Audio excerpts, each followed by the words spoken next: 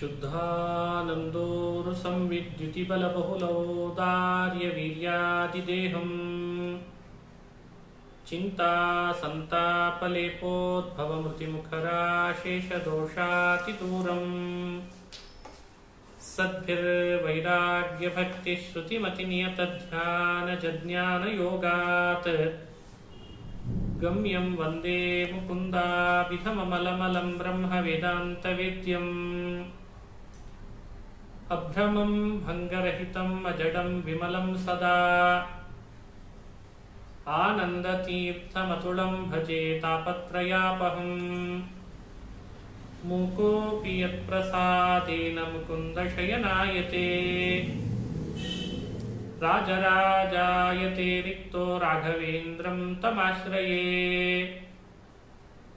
यस्य प्रचण्डतपसा श्रुतिगीतवृत्तः तुष्टो हरिः किल वशं वदतामवाप श्रीमध्वसन्मतपयोनिधिपूर्णचन्द्रः श्रीविष्णुतीर्थमुनिराट् मुदमातनोतु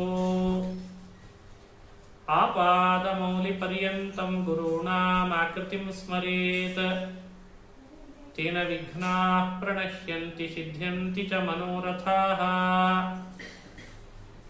ಶ್ರೀ ಹರಿವಾಯು ಗುರುಗಳ ಚರಣಾರವಿಂದಗಳಲ್ಲಿ ಭಕ್ತಿಪೂರ್ವಕ ಪ್ರಣಾಮಗಳನ್ನು ಅರ್ಪಿಸಿ ಪುರುಷೋತ್ತಮ ಮಾಸದ ಪರ್ವಕಾಲದಲ್ಲಿ ಪುರುಷೋತ್ತಮನ ಅನುಗ್ರಹಕ್ಕಾಗಿ ಶ್ರೀಮದ್ ಭಾಗವತದ ಸಾರೋದ್ಧಾರ ಭಾಗವತ ಸಾರೋದ್ಧಾರ ಅರಣ್ಯಕಾಚಾರ್ಯರು ರಚನೆ ಮಾಡಿದಂಥ ಅಪೂರ್ವವಾದ ಒಂದು ಕೃತಿಯ ಬಗ್ಗೆ ಕೆಲವು ಅಲ್ಲಿ ಬಂದಂತಹ ವಿಷಯಗಳನ್ನು ಅನುಸಂಧಾನ ಮಾಡುವ ಪ್ರಯತ್ನ ಮಾಡ್ತಾ ಇದೆ. ಭಾಗವತ ಸಾರೋದ್ಧಾರದಲ್ಲಿ 30 ಪ್ರಕರಣಗಳನ್ನು ಮಾಡಿ 365 ಶ್ಲೋಕಗಳನ್ನು ಭಾಗವತದಲ್ಲೇ ಇದ್ದದನ್ನು ಸಂಗ್ರಹಿಸಿ ದಿನಕ್ಕೆ ಒಂದೊಂದು ಶ್ಲೋಕದಂತಾದರೂ ಅರ್ಥಾನುಸಂಧಾನ ಮಾಡಲಿ, ಭಗವಂತ ಪ್ರೀತನಾಗ್ತಾನೆ ಅಂತ ಮಾಡಿಕೊಟ್ಟಿದ್ದಾರೆ.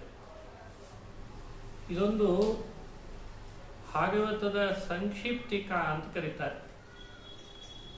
ಸಮಗ್ರ ಭಾಗವತ ಅಧ್ಯಯನದಲ್ಲಿ ಹೋಗೋದು ಸುಲಭ ಸಾಧ್ಯ ಆಗಲ್ಲ.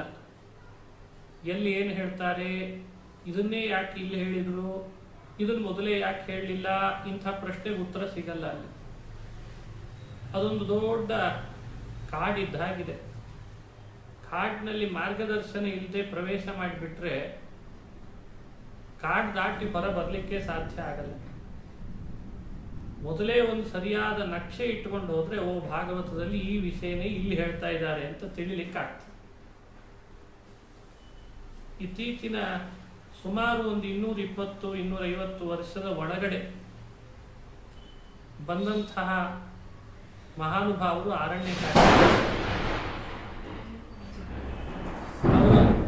ಅವಧೂತರು ಅಂತ ಕರೀತಾರೆ. ಅವಧೂತ ಶಿರೋಮಣಿಗಳು ಅಂತ.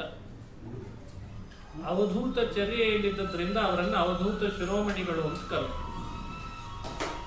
ಹಾಗಾಗಿ ಅವಧೂತ ಚರ್ಯೆಯಲ್ಲಿದ್ದು ಅಡವಿ ವಿಷ್ಣು ತೀರ್ಥರು, ಅಡವಿ ಜಯತೀರ್ಥಾಚಾರ್ಯರು ಅಂತ ಪ್ರಸಿದ್ಧರಾದವರು. ಸಮಗ್ರ ಭಾಗವತವನ್ನು ತಮ್ಮ ಬುದ್ಧಿಯಲ್ಲಿಟ್ಟುಕೊಂಡು ಏನು ಹೇಳಲಿಕ್ಕೆ ಹೊರಟಿದೆ ಅಂತ ಆಯ್ದು ಅನೇಕ ಪದ್ಯಗಳನ್ನು, ಅನೇಕ ವಿಷಯಗಳನ್ನು ಅನುಸಂಧಾನ ಮಾಡಿಸಿ ತಾವೇ ವ್ಯಾಖ್ಯಾನ ಮಾಡಿ ಮಾಡಿಕೊಡ್ತಾರೆ. ಪ್ರಶ್ನೆ ಉತ್ತರ ರೂಪವಾಗಿ ಈ ಗ್ರಂಥ ಸಾಗ್ತಾ ಬರ್ತದೆ.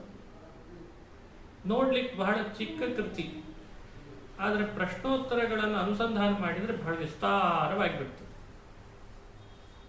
ಅಂತೂ ನಮ್ಮನ್ನ ಒಬ್ಬ ಶಿಲ್ಪಿ ಕಲ್ಲನ್ನ ಕಟ್ಟದ ಶಿಲ್ಪಿಯನ್ನು ಮಾಡಿ ಅಂತೂ ಗರ್ಭಗುಡಿಯಲ್ಲಿ ಕೂಡಿಸಿ ಕಲಶಾಭಿಷೇಕ ಮಾಡಿ ಹೇಗೆ ಎಲ್ಲರೂ ನಮಸ್ಕಾರ ಮಾಡೋ ಹಾಗೆ ಮಾಡ್ತಾನೋ, ಸಾರೋದ್ಧಾರಕಾರರು ಒಬ್ಬ ಶಿಲ್ಪಿಗಳಿದ್ದ ಹಾಗಿದ್ದಾರೆ. ನಮ್ಮಂಥ ಕಲ್ಲುಗಳನ್ನು ಕೂಡ ಅನೇಕ ಭಾಗವತ ಧರ್ಮಗಳ ವಿಷಯದ ಉಳಿಯಿಂದ ಕಟ್ಟದು ಸಾಧ್ಯವಾದರೆ ನಮ್ಮನ್ನು ಒಂದು ಭಗವಂತನ ವೈಕುಂಠ ಅನ್ನೋ ಮಂದಿರದಲ್ಲಿಟ್ಟು ಮುಕ್ತಿ ಭಾಗಿಗಳನ್ನಾಗಿ ಮಾಡ್ತಾರೆ. ಈ ನಿಟ್ಟಿನಲ್ಲಿ ಸಾರೋದ್ಧಾರದ ಕೃತಿಯ ಬಗ್ಗೆ ಸಂಕ್ಷಿಪ್ತವಾಗಿ ನಾವು ತಿಳ್ಕೊಳ್ತಾ ಹೋದರೆ ನಮ್ಮ ಜೀವನ ಸಾರ್ಥಕ ಆಗ್ತದೆ. 30 ಪ್ರಕರಣಗಳಲ್ಲಿ ಮೊದಲನೇ ಪ್ರಕರಣ ಭಾಗವತ ಆಗತಿ ಪ್ರಕರಣ, ಎರಡನೇ ಪ್ರಕರಣ ಶುಕ ಆಗಮನ ಪ್ರಕರಣ ಮತ್ತು ರಾಜವಿರಾಗ ಪ್ರಕರಣ ಅಂತ ತಿಳಿಸ್ತಾರೆ. ಭಾಗವತ ಆಗತಿ ಪ್ರಕರಣ ಭಾಗವತ ಹೇಗೆ ಬಂತು ಅನ್ನೋದನ್ನು ವಿವರಣೆ ಕೊಡಲಿಕ್ಕೆ ಬಂದದ್ದು. ರಾಜವಿರಾಗ ಪ್ರಕರಣ ಪರೀಕ್ಷಿತನಂಥ ಒಬ್ಬ ಸಾಮ್ರಾಜ್ಯದ ಅಧಿಪತಿಗೆ ವೈರಾಗ್ಯ ಬರಲಿಕ್ಕೆ ಹೇಗೆ ಸಾಧ್ಯವಾಯಿತು, ಭಾಗವತದಲ್ಲಿ ಅಭಿರುಚಿ ಆದರೂ ಅವನಿಗೆ ಹೇಗೆ ಬಂತು ಅಂತ ತಿಳಿಸ್ಲಿಕ್ಕೆ ಬರ್ತದೆ. ಮೂರನೇ ಪ್ರಕರಣ ಶುಕ ಆಗಮನ ಪ್ರಕರಣ. ಉಳಿದ ಮುನಿಗಳೊಟ್ಟಿಗೆ ಶುಕಾಚಾರ್ಯರು ಬಂದದ್ದನ್ನು ಉಲ್ಲೇಖಿಸಲಿಲ್ಲ ಭಾಗವತದಲ್ಲಿ. ಎಲ್ಲ ಮುನಿಗಳೊಟ್ಟಿಗೆ ಇವರು ಬಂದ್ರ ಅಥವಾ ಇವ್ರದೇ ಒಂದು ಪ್ರತ್ಯೇಕ ಮಾಡ್ಕೊಂಡಿದ್ರ ಅಂತ ಅದಕ್ಕೆ ವಿವರಣೆ ಕೊಡ್ತಾರೆ ಅರಣ್ಯಕಾಚಾರ್ಯರು. ಶುಕ ಮುನಿಗಳು ಅಂದ್ರೆ ಬೇರೆ ಬೇರೆ ಮುನಿಗಳಂತ ಅಲ್ಲ, ಅವರು ಎಲ್ಲರ ಮನಸ್ಸಿನ ನಿಯಾಮಕರಾದ ಮಹರುದ್ರ. ಹಾಗಾಗಿ ನಮ್ಮೆಲ್ಲರಿಗೂ ಅವರು ಬಾಹ್ಯ ಗುರುಗಳು ಹಾಗೂ ಆಂತರಿಕ ಗುರುಗಳು ಅಂತ ಪ್ರತ್ಯೇಕವಾಗಿ ಅವರನ್ನ ನಾವು ಆರಾಧಿಸಬೇಕು. ಅದನ್ನು ತಿಳಿಸ್ಲಿಕ್ಕೆ ಮೂರನೇ ಶುಕ ಆಗಮನ ಪ್ರಕರಣ ಅಂತ ತಿಳಿಸ್ತಾರೆ. ನಾಲ್ಕನೇ ಪ್ರಕರಣದಲ್ಲಿ ಸಂಕ್ಷಿಪ್ತ ಶಾಸ್ತ್ರಾರ್ಥ ಪ್ರಕರಣ ಅಂತಿದೆ. ಸಂಕ್ಷಿಪ್ತ ಶಾಸ್ತ್ರಾರ್ಥ ಪ್ರಕರಣ ಯಾಕೆ ಬಂತು ಅಂದ್ರೆ, ಮನುಷ್ಯನ ಸ್ವಭಾವ ಏನು, ಯಾವುದೇ ವಿಷಯದಲ್ಲಿ ಪ್ರವೇಶ ಮಾಡುವಾಗ ವಿಷಯವನ್ನ ಸಂಕ್ಷಿಪ್ತವಾಗಿ ಮೊದಲು ತಿಳಿದ ಅಂದ್ರೆ ಅದರ ಬಗ್ಗೆ ವಿಶೇಷ ಜಿಜ್ಞಾಸೆ ಮೂಡ್ಲಿಕ್ಕೆ ಸಾಧ್ಯ ಆಗ್ತದೆ. ಮುಖ್ಯಾಂಶಗಳನ್ನು ತಿಳಿದವನಿಗೆ ವಾರ್ತೆಗಳ ವಿವರದಲ್ಲಿ ಅಭಿರುಚಿ ಇರ್ತದೆ, ಬೇಕಾದದ್ದು ಕೇಳ್ತಾನೆ, ಬೇಡಾದದ್ದು ಬಿಡ್ತಾನೆ. ಹಾಗಾಗಿ ಭಾಗವತದ ಸಂಕ್ಷೇಪ ಏನು ಅಂತ ತಿಳಿದಾಗ ವಿಶೇಷ ಜಿಜ್ಞಾಸೆ ಶ್ರೋತೃವಿಗೆ ಹುಟ್ಟುತ್ತದೆ. ಆ ಕಾರಣದಿಂದ ಸಂಕ್ಷಿಪ್ತ ಶಾಸ್ತ್ರಾರ್ಥ ಪ್ರಕರಣ ಅಂತ ಪ್ರಾರಂಭ ಆಯ್ತಂತೆ. ಅದರಲ್ಲಿಯೂ ಪ್ರಮುಖವಾಗಿ ಪ್ರತಿಯೊಬ್ಬನು ಶ್ರೋತೃ ಭಾಗವತದಲ್ಲಿ ಪ್ರವೇಶ ಮಾಡಬೇಕಾದ್ರೆ ಅವನಿಗೆ ಆದರ ಹುಟ್ಟಬೇಕು. ಆದರ ಹುಟ್ಟಲಿ ಅನ್ನೋ ಕಾರಣಕ್ಕೆ ಹರಿಕಥಾ ಶ್ರವಣದಲ್ಲಿ ಆದರ ಹುಟ್ಟಬೇಕಾದ್ರೆ ಶ್ರವಣದ ಲಾಭ ಏನು ಅಂತ ತಿಳಿಬೇಕು. ಶ್ರವಣದಿಂದ ಏನಾಗ್ತದೆ ಅಂತ ಹೇಳಿ ತಿಳಿದಿದ್ದವನಿಗೆ ಆದರೆ ಹೇಗೆ ಹುಟ್ಟುತ್ತದೆ ಶ್ರವಣ ಮಾಡುವಾಗ? ಅದಕ್ಕಾಗಿ ಕೆಲವು ಶ್ಲೋಕಗಳಿಂದ ಶ್ರವಣಾದರತೆಯನ್ನ ಸಮರ್ಥನೆ ಮಾಡಿ ಕೊಡ್ತಾರೆ. ಶ್ರವಣದ ಲಾಭವನ್ನ, ಭಗವಂತನ ಕಥಾಶ್ರವಣದಿಂದ ಆಗುವಂತಹ ಲಾಭ ಏನು ಅನ್ನೋದನ್ನು ನಿರೂಪಣೆ ಮಾಡ್ತಾ ಬರ್ತಾರೆ. ಅದು ಪಿಬಂತಿಯೇ ಭಗವತಾತ್ಮನ ಸತಾಂ ಕಥಾಮೃತಂ ಶ್ರವಣ ಪುಟೇಷು ಸಂಹೃತಂ ಪುನಂತಿ ತೇ ವಿಷಯ ವಿದೂಷಿತಾಶಯಂ ವ್ರಜಂತಿ ತಚ್ಚರಣ ಸರೋರುಹಾಂತಿಕಂ. ಇದೆಲ್ಲ ಶ್ಲೋಕಗಳನ್ನು ಸಂಗ್ರಹ ಮಾಡಿ ಕೊಡ್ತಾರೆ. ಸಜ್ಜನರ ಮೂಲಕವಾಗಿ ಭಗವಂತನ ಕಥಾಮೃತವನ್ನ ಕಿವಿಗಳನ್ನ ಪಾತ್ರೆಯಂತೆ ಮಾಡಿಕೊಂಡು ಮನಸ್ಸಿನ ವಿಷಯದ ಕಲ್ಮಶ ದೂರ ಆಗ್ಲಿಕ್ಕೋಸ್ಕರವಾಗಿ ಪ್ರತಿಯೊಬ್ಬರು ಪಾನ ಮಾಡಲಿ ಅಂತ ಹೇಳ್ತಾರೆ. ಕಿವಿಗಳು ಪಾತ್ರೆ, ಭಗವಂತನ ಕಥಾ ಅಮೃತ, ಸಜ್ಜನರ ಬಾಯಿಯಿಂದ ಆ ಅಮೃತ ಅಲ್ಲಿ ತುಂಬಬೇಕು, ಕುಡಿಬೇಕು. ಲಾಭ ಏನು? ಮನಃಶುದ್ಧಿ ಆಗ್ತದೆ. ವಿಷಯ ವಿದೂಷಿತಾಶಯಂ, ವಿಷಯದಿಂದ ದೂಷಿತವಾಗಿರ್ತದೆ ಅಂತಃಕರಣ. ಮನಃಶುದ್ಧಿ ಆಗದೊರತು ಭಗವಂತನ ಕಥಾಮೃತ ಪಾನ ಮಾಡಿದೊರತು ಮನಃಶುದ್ಧಿ ಆಗಲ್ಲ. ಮನಃಶುದ್ಧಿ ಆಗದೊರತು ಭಗವಂತನನ್ನು ಧ್ಯಾನ ಮಾಡ್ಲಿಕ್ಕಾಗಲ್ಲ. ಆ ಕಾರಣದಿಂದ ಹರಿಕಥಾಶ್ರವಣದಲ್ಲಿ ಆಸಕ್ತಿ ತೋರಬೇಕು ಅಂತ ಒಂದು. ಎರಡನೇದ್ದು ಭಕ್ತಿ ಯೋಗ. ಮನಃಶುದ್ಧಿ ಆಗದೊರತು ಮನುಷ್ಯನಿಗೆ ಭಕ್ತಿ ಯೋಗ ಲಾಭ ಆಗಲ್ಲ. ಭಗವಂತನ ಕಥಾಮೃತ ಪಾನ ಮಾಡ್ತಾ ಇದ್ರೆ ಅವನಿಗೆ ಭಕ್ತಿ ಯೋಗ ಪ್ರಾಪ್ತಿ ಆಗ್ತದೆ. ಅದಕ್ಕಾಗಿ ಅಂತ ವಿವರಣೆ ಕೊಟ್ಟರು. ಮಧ್ಯದಲ್ಲಿ ಒಂದು ಪ್ರಶ್ನೆ ಹಾಕೊಳ್ತಾರೆ ಸಾರೋದ್ಧಾರಕ. ಇದೆಲ್ಲ ಎಕ್ಸ್ಟ್ರಾಕ್ಟ್ ವರ್ಕ್. ಭಾಗವತದ ಮೇಲ್ ಮಾಡಿದಂಥ ಒಂದು ಎಕ್ಸ್ಟ್ರಾಕ್ಟ್ ವರ್ಕ್ ಅಂತ ಕರೀತಾರೆ. ಅಂದ್ರೆ ಅಭಿಪ್ರಾಯ ಗೊತ್ತಾಗ್ತದೆ. ಈಗ ಅವ್ರು ಮಾಡೋ ಪ್ರಶ್ನೆ, ಅವರೇ ಕೊಡುವ ಉತ್ತರಗಳು. ಈಗಾಗಲೇ ಭಕ್ತಿ ನಮಗೆ ಇದ್ದೇ ಇದೆ ಇಲ್ಲ ಅಂತ ಅವ್ರ ಪ್ರಶ್ನೆ. ನಾನು ಭಕ್ತಿ ಪೂರ್ವಂ ಅಸ್ತಿ, ಹಾಗಾದ್ರೆ ಮತ್ತೆ ಭಗವಂತನ ಕಥಾಶ್ರವಣದಿಂದ ಬರೋದೇನು? ಮೊದಲೇನಾದ್ರೂ ಇಲ್ಲದೆ ಇದ್ದಿದ್ರೆ ಅದು ಬರ್ತದೆ ಅಂತ ನೀವು ಹೇಳಬೇಕಾಗಿತ್ತು. ನಮಗೆ ಭಕ್ತಿ ಇಲ್ಲವೇ? ಇದು ಅವ್ರ ಪ್ರಶ್ನೆ. ಸತ್ಯಂ, ಹೌದು ಇದೆ. ಸೈವ ಪುನರಭಿವೃದ್ಧ ಇತಿ ವದಾಮಹ, ಇದು ಅವ್ರ ಉತ್ತರ. ನಾವು ಭಕ್ತಿ ಹುಟ್ಟಿಸ್ಲಿಕ್ಕೆ ಅಂತ ಭಗವಂತನ ಕಥೆ ಕೇಳ್ರಿ ಅಂತ ಹೇಳಿದ್ದ ಅಲ್ಲ. ಭಕ್ತಿ ಮೊದಲೇ ಇದ್ದದ್ದು ಅಭಿವೃದ್ಧ ಆಗಲಿ ಅನ್ನೋ ಕಾರಣಕ್ಕಾಗಿ ಕಥೆಯಲ್ಲಿ ಆದರ ಹುಟ್ಲಿ ಅಂತ ಹೇಳಿದ್ದಾರೆ. ಇರೋದು ಬೇರೆ, ಇದ್ದದ್ದು ಅಭಿವೃದ್ಧಿ ಆಗೋದು ಬೇರೆ, ಇಲ್ಲದೆ ಇರೋದು ಹುಟ್ಟೋದು ಬೇರೆ ಅನ್ನೋದು ನಮ್ಮ ನಿಮ್ಮೆಲ್ಲರ ಅನುಭವ ಸಿದ್ಧ. ಹಾಗಾಗಿ ಪ್ರತಿಯೊಬ್ಬರಿಗೂ ಕೂಡ ಹುಟ್ಟಿನಿಂದಲೂ ಅವನೊಳಗೆ ಅವನಿಂದ ಬೇರ್ಪಡಿಸ್ಲಿಕ್ಕಾಗದೆ ದೈವ ಭಕ್ತಿ ಅನ್ನೋದು ಇದ್ದೇ ಇರ್ತದೆ.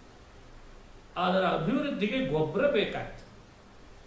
ಮನೆಯಲ್ಲಿ ಹಾಕಿದ ಬಳ್ಳಿ ಚೆನ್ನಾಗಿ ದಷ್ಟಪುಷ್ಟವಾಗಿ ಮೇಲ್ತನಕ ಬೆಳೆದು ನಿಂತು ಹೂ ಬಿಡಬೇಕಾದ್ರೆ ಅದರದ್ದೇ ಆದಂತಹ ಗೊಬ್ಬರ, ಪರಿಸರ, ಮಣ್ಣು, ನೀರು ಬೇಕೋ ಬೇಡವೋ? ಭಗವಂತನ ಕಥಾಶ್ರವಣದ ಆದರ ಹಾಗೂ ಕಥಾಶ್ರವಣ ಅನ್ನೋದು ಗೊಬ್ಬರ ಇದ್ದಂತೆ. ನಮ್ಮ ಮನಸ್ಸು ಅನ್ನೋದು ಭೂಮಿ ಇದ್ದಂತೆ. ಭಕ್ತಿ ಅನ್ನೋದು ಬಳ್ಳಿ ಇದ್ದಂತೆ. ಅಲ್ಲಿ ನಿಜವಾಗ್ಲೂ ಅಭಿವೃದ್ಧಿ ನಾವು ಕಾಣಬೇಕಾದ್ರೆ ಭಕ್ತಿದ್ದು ಭಗವಂತನ ಕಥಾಶ್ರವಣದಲ್ಲಿ ನಾವು ಆಸಕ್ತಿ ತೋರಬೇಕು ಅನ್ನೋದು ಇದು ನಮಗೆ ವ್ಯಾಖ್ಯಾನ ಮಾಡಿ ಕೊಡ್ತಾರೆ. ಇದ್ರ ಮೇಲೆ ಕೆಲವು ಪ್ರಶ್ನೆಗಳೇನು ಅಂದ್ರೆ, ಹಿಂದೆ ಹೇಳುವಾಗ ಕೋ ನಿರ್ವೃತೋ ಹರಿಕಥಾ ಸುರತಿಂ ನ ಕುರ್ಯಾತ್ ಅಂತ ಒಂದು ಮಾತು ಬಂತಿದೆ. ಭಗವಂತನಲ್ಲಿ ಭಕ್ತಿ ಅಭಿವೃದ್ಧಿ ಆಗಬೇಕು, ಹರಿಕಥಾಶ್ರವಣ ಮಾಡಬೇಕು ನಿಜ. ಆದರೆ ಹರಿಕಥಾಶ್ರವಣವನ್ನ ಮಾಡೋದ್ರಲ್ಲಿ ಆಸಕ್ತಿನೇ ತೋರಲ್ಲ. ಆಸಕ್ತಿನೇ ತೋರಲ್ಲ. ಏನ್ ಮಾಡಬೇಕು? ಹರಿಕಥಾಶ್ರವಣದ ಆಸಕ್ತಿ ತೋರಿದ್ರೆ ಮುಂದೆಲ್ಲ ಭಕ್ತಿ ಅಭಿವೃದ್ಧಿ ಲೆಕ್ಕ. ಆಸಕ್ತಿನೇ ತೋರಲ್ಲ. ತಾದೃಶಾಪಿ ಬಹವಃ ಸಂತಿ ಇತಿ ಚೇತ್, ಭಗವಂತನ ಕಥಾಶ್ರವಣದಲ್ಲಿ ಆಸಕ್ತಿ ಮೂಡಲ್ಲಪ್ಪ, ತೋರಲ್ಲ. ಏನ್ ಮಾಡ್ತೀರಿ? ಸಂತು ನಾಮ ಸಹಸ್ರಶಃ ಅಂತ ಇದು ಅವರ ಭಾಷೆ. ಇರ್ಕೊಳ್ಳಿ ಸಾವಿರಾರು ಜನ, ಏನ್ ಮಾಡೋದಿದೆ? ತರಿ ಹರಿಕಥಾಸುರತಿಂ ಕುರ್ವಾಣಕ್ಕೆ. ಹಾಗಾದ್ರೆ ಹರಿಕಥೆಯಲ್ಲಿ ಆಸಕ್ತಿಯನ್ನ ಮಾಡೋರು ಯಾರು, ಶ್ರದ್ಧೆ ತೋರೋರು ಯಾರು ಅಂತ ನಿಮ್ಮ ಅಭಿಪ್ರಾಯ? ವಿರಕ್ತಾಹ ನರಾಹ ಇತಿ ವದಾಮಹ, ಇದು ಅವರು ಉತ್ತರ. ಯಾರು ವಿರಕ್ತರು ಅಂತಿರ್ತಾರೋ ಅವರು ಆ ಹರಿಕಥಾಶ್ರವಣದಲ್ಲಿ ಆಸಕ್ತಿಯನ್ನ ತೋರ್ತಾರೆ ಅಂತ ಉತ್ತರ ಕೊಡೋಣ.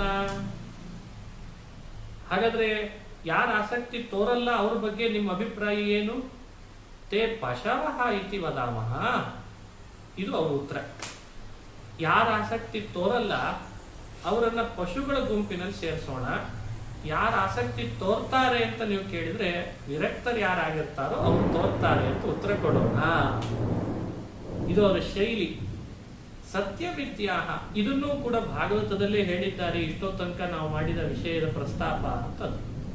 ನಿವೃತ್ತ ತರ್ಷೈಹಿ ಉಪಗೀಯಮಾನಾತ್ ಭವೌಷಧಾತ್ ಶ್ರೋತ್ರ ಮನೋಭಿರಾಮಾತ್ ಕೌತ್ತಮ ಶ್ಲೋಕ ಗುಣಾನುವಾದಾತ್ ಪುಮಾನ್ ವಿರಜ್ಯೇತ ವಿನಾ ಪಶುಘ್ನಾತ್.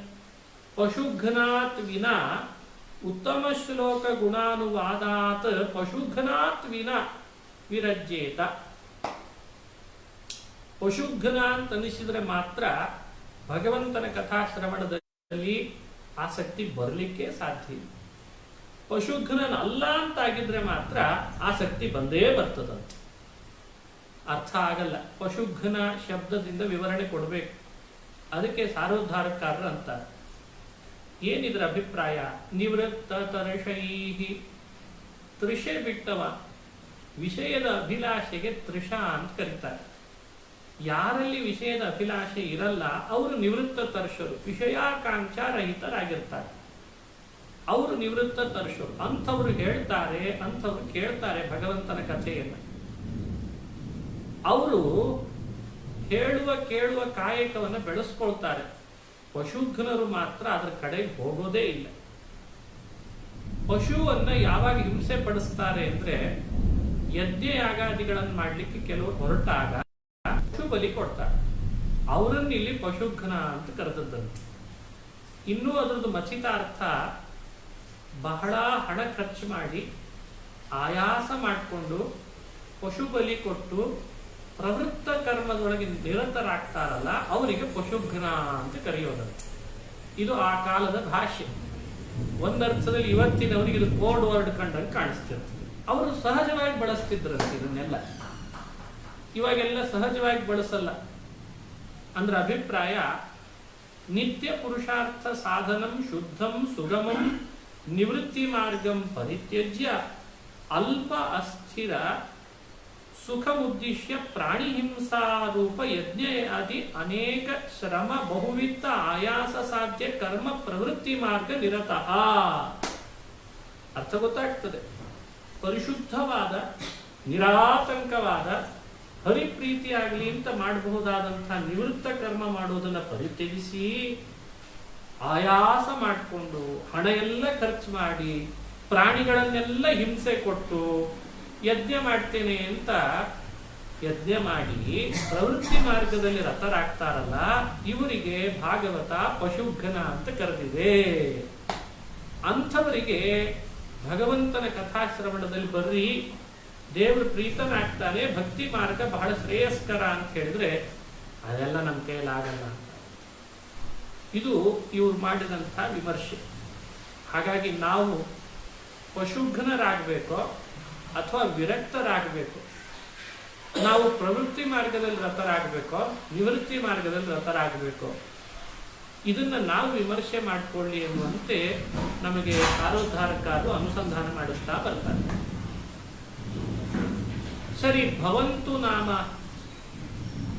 ಭಗವತ್ ಕಥಾ ವಿಮುಖಾ ಪಶು ಪ್ರಾಯ. ಆಗ್ಲಿ ಭಗವಂತನ ಕಥಾದಲ್ಲಿ ವಿಮುಖರಾದವರು ಪಶುಪ್ರಾಯರು ಅಂತ ನೀವು ನಿಂದಿಸ್ತಾ ಇದ್ದೀರಾ.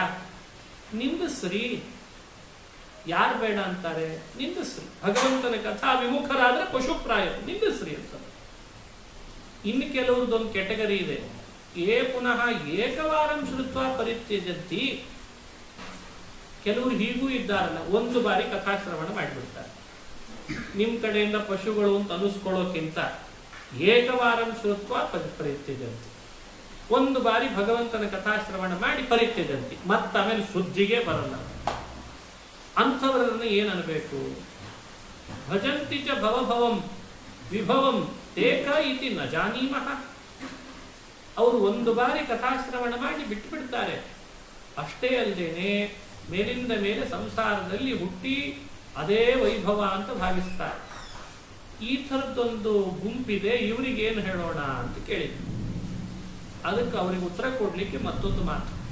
ಕೋ ನಾಮ ಲೋಕೆ ಪುರುಷಾರ್ಥ ಸಾರವಿತ್ ಪುರಾ ಕಥಾನಾಂ ಭಗವತ್ ಕಥಾ ಸುಧಾಂ ಆಪೀಯ ಕರ್ಣಾಂಜಲಿಭಿರ್ಭವಾಪಹೋ ಭವಾಪಹಾಂ ಅಹೋ ವಿರಜ್ಯೇತ ವಿನಾ ನರೇತರಂ. ಹಿಂದಿನ ಮಾತಿನಲ್ಲಿ ಪಶುಘ್ನಾಥ್ ಅಂತ ಹೇಳಿದಂತೆ ಇಲ್ಲಿ ನರೇತರಂ ಅಂತ ವಿವರಣೆ ಕೊಟ್ಟಿದ್ದಾರೆ. ಅಂದ್ರೆ ಸುಲಭವಾಗಿ ಅರ್ಥ ಆಗ್ತದೆ. ಪರಮಾತ್ಮನ ಕಥೆಗಳಲ್ಲಿ ಸಾರಭೂತವಾದ ಕಥೆ ಅಂದ್ರೆ ಪರಮಾತ್ಮನ ಭಾಗವತ ಕಥೆ. ಅನೇಕ ಕಥೆಗಳಲ್ಲಿ ಭಾಗವತ ಕಥೆ ಬಹಳ ಸಾರಭೂತವಾದದ್ದು. ಕಿವಿಗಳನ್ನ ಕೈಗಳಂತೆ ಮಾಡ್ಕೊಳ್ಬೇಕಂತ. ಕರ್ಣಾಂಜಲಿಭಿಹಿ, ಅಂಜಲಿ ಅಂದ್ರೆ ಕೈ ಜೋಡಿಸೋದು. ಎರಡೂ ಕಿವಿಗಳನ್ನ ಕೈಗಳಂತೆ ಮಾಡಿಕೊಂಡು ಭಗವಂತನ ಕಥಾ ಸುಧಾವನ್ನ ತುಂಬಿ ಪಾನ ಮಾಡಿಕೊಂಡ್ರೆ ಅವನು ಒಂದು ಬಾರಿ ಪಾನ ಮಾಡೋದಲ್ಲ, ಬಾರಿ ಬಾರಿ ಮಾಡೋದು. ಮೇಲಿಂದ ಮೇಲೆ ಪಾನ ಮಾಡಬೇಕು. ಅಂಥದ್ದನ್ನ ಒಂದೇ ಬಾರಿ ಮಾಡಿಬಿಡ್ತಾನೆ ಅಂದ್ರೆ ನರೇತರಂ ವಿನಾ ವಿರಜ್ಯೇತ, ಅವನಿಗೆ ನರೇತರ ಅಂತ ಗುರುತಿಸ್ಬೇಕಾಗ್ತದೆ ಅಂತಂದ್ರ. ನರೇತರ ಅಂದ್ರೆ ಅರ್ಥ ಗೊತ್ತೇ ಆಗ್ತದೆ, ಅವನು ಮನುಷ್ಯನಂತೂ ಅಲ್ಲ ಅಂತ. ಅಂದ್ರೆ ಅಭಿಪ್ರಾಯ ಏನು ಅಂತ ನಮಗೆ ಗೊತ್ತಾಗ ಮತ್ತೆ ಪ್ರತ್ಯೇಕ ಬಿಡಿಸ್ಬೇಕಾ? ಒಂದು ಬಾರಿ ಕಥಾಶ್ರವಣ ಮಾಡಿ ಬಿಟ್ಬಿಡ್ತಾನೆ ಅಂದ್ರೆ ಅವನು ಮನುಷ್ಯನಂತೂ ಅಲ್ಲ. ಆಸಕ್ತಿನೇ ತೋರಲ್ಲ ಅಂದ್ರೆ ಅವನು ಪಶುಘ್ನ. ಒಂದೇ ಬಾರಿ ಮಾಡ್ತಾನೆ ಅಂದ್ರೆ ಅವನು ನರೇ ತರ. ಯಾರು ಈ ಥರದ ನಿಂದನೆಗೆ ಒಳಪಡದೇ ಇರೋನು ಅಂತಿದ್ದಾನೆ, ಯಾರು ಭಗವಂತನ ಕಥಾಮೃತವನ್ನು ಸದಾ ಪಾನ ಮಾಡ್ತಾನೋ ಅವನು ಈ ಥರದ ನಿಂದೆಗೆ ಒಳಪಡಲ್ಲ ಅಂತ ವಿಸ್ತಾರ ಮಾಡಿದ್ದಾರೆ. ಇದು ಸಾರೋದ್ಧಾರಕಾರ ಕೊಡುವಂತಹ ವಿವರಣೆ. ಸರಿ ಆಯ್ತಂತೂ ಶ್ರವಣಾದಿ ಫಲವನ್ನ ಹೇಳಿ ಆದರ ಹುಟ್ಟಿಸಿದ ಮೇಲೆ ಭಾಗವತ ಶ್ರವಣದಲ್ಲಿ ಶೀಘ್ರ ಪ್ರವೃತ್ತಿ ಆಗಬೇಕಾದ್ರೆ ಭಾಗವತದ ಮಹಾತ್ಮ್ಯವನ್ನು ಹೇಳಬೇಕು. ಈ ಭಾಗವತ ಎಷ್ಟು ಅದ್ಭುತವಾದದ್ದು ಅಂತ ನಾವು ತಿಳ್ಕೊಂಡ್ರೆ ಅಲ್ಲಿ ಬಹುಶೀಘ್ರವಾಗಿ ಪ್ರವೃತ್ತಿ ಮಾಡ್ತಾನೆ. ಅದನ್ನು ಹೇಳಲಿಕ್ಕೋಸ್ಕರವಾಗಿ ಮುಂದಿನ ಶ್ಲೋಕ.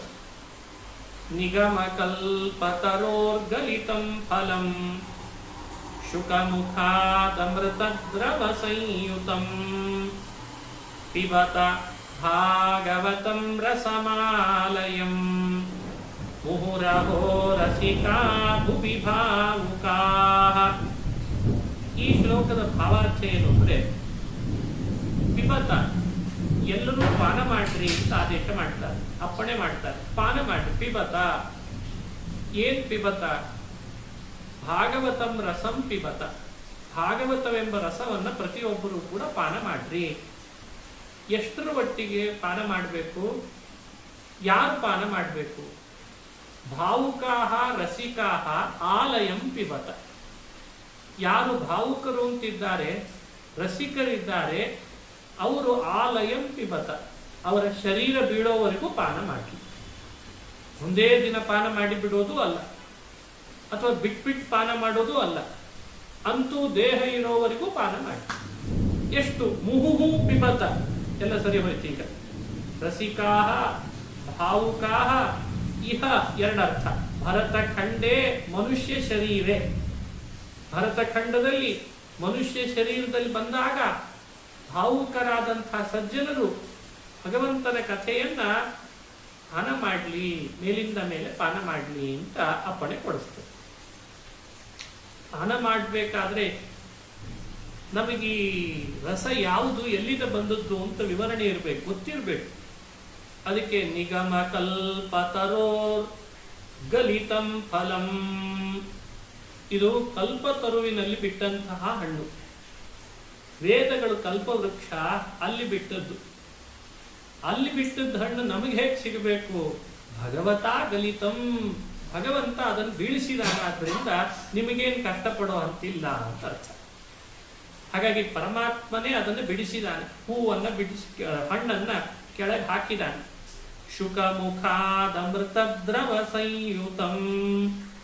ಶುಕದ ಮುಖದಿಂದ ಅದರ ಸ್ಪರ್ಶ ಆಯಿತು ಅಂತ ಅಮೃತ ದ್ರವ ಸೇರ್ಕೊಂಡಿದೆ ಈ ರಸದಲ್ಲಿ. ಆದ್ದರಿಂದ ಮೇಲಿಂದ ಮೇಲೆ ಪಾನ ಮಾಡ್ರಿ ಅಂತ ಈ ಪದಗಳ ವಿವರಣೆಯನ್ನ ಪ್ರಾರಂಭದಲ್ಲಿ ಸಾರೋದ್ಧಾರಕಾರರು ಕೊಟ್ಟು ಒಂದು ವಿಷಯವನ್ನ ಚರ್ಚೆ ಮಾಡ್ತಾರೆ.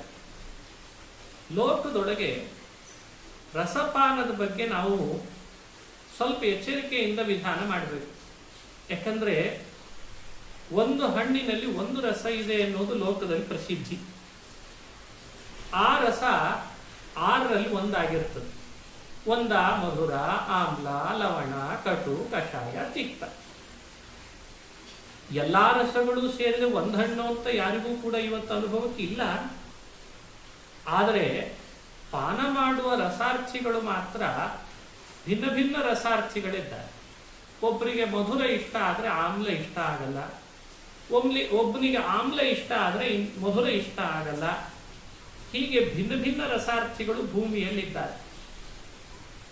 ಇಂಥ ಭಿನ್ನ ಭಿನ್ನ ರುಚಿ ಇರುವ ಮನುಷ್ಯರಿಗೆ ಒಂದೇ ಹಣ್ಣಿನಲ್ಲಿ ಒಂದೇ ರಸ ಬಿಡುವಂಥ ವ್ಯವಸ್ಥೆ ಇರುವಾಗ ನೀವು ರಸವನ್ನ ಎಲ್ಲರೂ ಕೂಡ ಮೇಲಿಂದ ಮೇಲೆ ಪಾನ ಮಾಡ್ರಿ ಅನ್ನುವಂಥ ವಿಧಾನ ಎಷ್ಟರ ಮಟ್ಟಿಗೆ ಸಮಂಜಸ? ಯಾರಿಗೆ ಯಾವುದು ಇಷ್ಟ ಇಲ್ಲ ಅದನ್ನು ವಿಧಾನ ಮಾಡೋದು ಸರಿನೇ? ನೀವು ಮಾಡುವ ವಿಧಾನಕ್ಕೆ ಕೂಡಲೇ ಅವನು ಅಡ್ಡಗಡ್ತಾನೆ. ನನಗೆ ಈ ರಸ ಇಷ್ಟ ಇಲ್ಲ, ನಾನು ಪಾನ ಮಾಡಲ್ಲ. ಯಾಕೆ? ನನಗೆ ಬೇಕಾದ ರಸ ಅಲ್ಲಿ ಇಲ್ಲ ಹೇಳುವ ಅರ್ಹತೆ ಅವರಿಗಿರ್ತದೆ, ಅಧಿಕಾರ ಅವರಿಗಿರ್ತದೆ. ಹಾಗಾಗಿ ಮುಹು ರಸಂ ಪಿಬತ ಅಂತ ನೀವು ವಿಧಾನ ಮಾಡಿದ್ದೇ ಸರಿಯಲ್ಲ. ಇದು ಪೂರ್ವ ಪಕ್ಷ, ಅವ್ರು ಮಾಡ್ಕೊಂಡಂಥ ಆಕ್ಷೇಪ. ಇದಕ್ಕೆ ಅವ್ರದ್ದೇ ಉತ್ತರ ಏನು ಅಂದ್ರೆ, ಅವ್ರು ಕೊಡುವ ಉತ್ತರದ ಸ್ವಾರಸ್ಯ ಸರಿ. ಸ್ವಸ್ವ ಇಷ್ಟ ರಸಾಭಾವೇಚ ಯಾವದ್ದೇಹಂ ಮುಹುಪಾನಂಚ ನ ಸಂಭವತಿ ಅಂತ ಪ್ರಶ್ನೆ ಹಾಕೊಂಡು ಉತ್ತರ ಕೊಡುವಾಗ ಅಂತಾರೆ, ಫಲಂಚ ತರು ಸಾರಹ ಕಲ್ಪತರೋರ್ ಗಲಿತಃ. ಹಾಗಾಗಿ ರಸ ಸಂಪೂರ್ಣೇ ಫಲೇ ಅಂತ ನೋಡಿ. ಉಳಿದ ಫಲದಂತೆ ಈ ಫಲ ಅಲ್ಲ, ಉಳಿದ ರಸದಂತೆ ಈ ರಸ ಅಲ್ಲ. ಇಲ್ಲಿ ಎಲ್ಲ ರಸಗಳು ಇದ್ದಾವೆ, ಎಲ್ಲ ರಸ ಇದೆ. ಹಾಗಾಗಿ ಲೋಕದ ಫಲಕ್ಕಿಂತ ಇದು ಬೇರೆ ಫಲ. ಇದನ್ನು ನೀವೇ ಹೇಗೆ ಹೇಳ್ತೀರಿ ಅಂದ್ರೆ, ಇದು ಕಲ್ಪತರುವಿನಲ್ಲಿ ಬಿಟ್ಟ ಫಲ ಆದ್ರಿಂದ ಅಂತ. ಅಂದ್ರೆ ವೇದಶಾಸ್ತ್ರಗಳೇ ಕಲ್ಪವೃಕ್ಷ, ಅಲ್ಲಿ ಎಲ್ಲ ರಸಗಳೂ ಇದ್ದಾವೆ.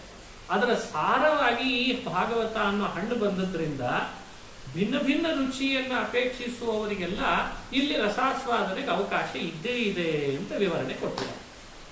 ಹಾಗಾಗಿ ನನಗಿಷ್ಟ ಇಲ್ಲದೆ ಇರೋ ರಸ ಅದು, ನನಗಿಷ್ಟ ಇರೋ ರಸ ಅಲ್ಲಿ ಇಲ್ಲ, ಅದನ್ನು ನಾನು ಪರಿತ್ಯಜಿಸ್ತೇನೆ ಅಂತ ಹೇಳಬೇಡ ಅಂತಾರೆ. ಈ ಥರದೊಂದು ಸ್ವಾರಸ್ಯಕರವಾದ ಉತ್ತರ ಕೊಟ್ಟರು. ಇಷ್ಟು ಹೇಳಿದ್ರು ಕೆಲವರು ಗಲಾಟೆ ಹಾಕೊಳ್ತಾರೆ, ಅದು ಬೇರೆ ವಿಷಯ. ಏನೇ ಆಗಲಿ ನಮಗ್ ಬೇಕಾದದ್ದು ರಸ ಇಲ್ಲ ಅಂತ ಹಂಗೆ ಹೇಳಿದ್ರೆ ಸಾಧ್ಯ. ವಿವರಣೆ ಕೊಡೋದು ಇಲ್ಲಿ ತನಕ ಕೊಟ್ಟಿದ್ದಾರೆ.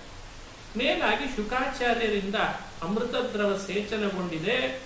ಆದ್ರಿಂದಲೂ ಕೂಡ ಇದು ಪ್ರಶ್ನ ಪ್ರತಿವಚನ ರೂಪವಾಗಿ ಶುಕಾಚಾರ್ಯರಿಂದಲೂ ವೇದವ್ಯಾಸರಿಂದಲೂ, ಶುಕಾಚಾರ್ಯರಿಂದಲೂ ಪರೀಕ್ಷಿತನಿಂದಲೂ ಪ್ರಶ್ನ ಪ್ರತಿವಚನ ರೂಪವಾಗಿ ಬಂದಿದೆ. ಬಹಳ ಸುಗಮವಾಗಿದೆ. ಇಂಥ ರಸವನ್ನ ಪಾನ ಮಾಡ್ರಿ ಅಂತ ಹರೋದ್ಧಾರಕಾರರು ಒಂದು ಎಕ್ಸ್ಪ್ಲನೇಷನ್ ಅನ್ನು ಕೊಟ್ಟಿದ್ದಾರೆ. ಇದಾದ್ಮೇಲೆ ಆಯ್ತು ಸರಿ, ಕಲ್ಪವೃಕ್ಷದಿಂದ ಬಂದಂತಹದ್ದು ವೇದಶಾಸ್ತ್ರಗಳ ಸಾರ ರೂಪ ರಸಪಾನ ಪ್ರತಿಯೊಬ್ಬರು ಮಾಡಬೇಕು, ಭಗವಂತನ ಕಥಾಶ್ರವಣ ಮಾಡಬೇಕು.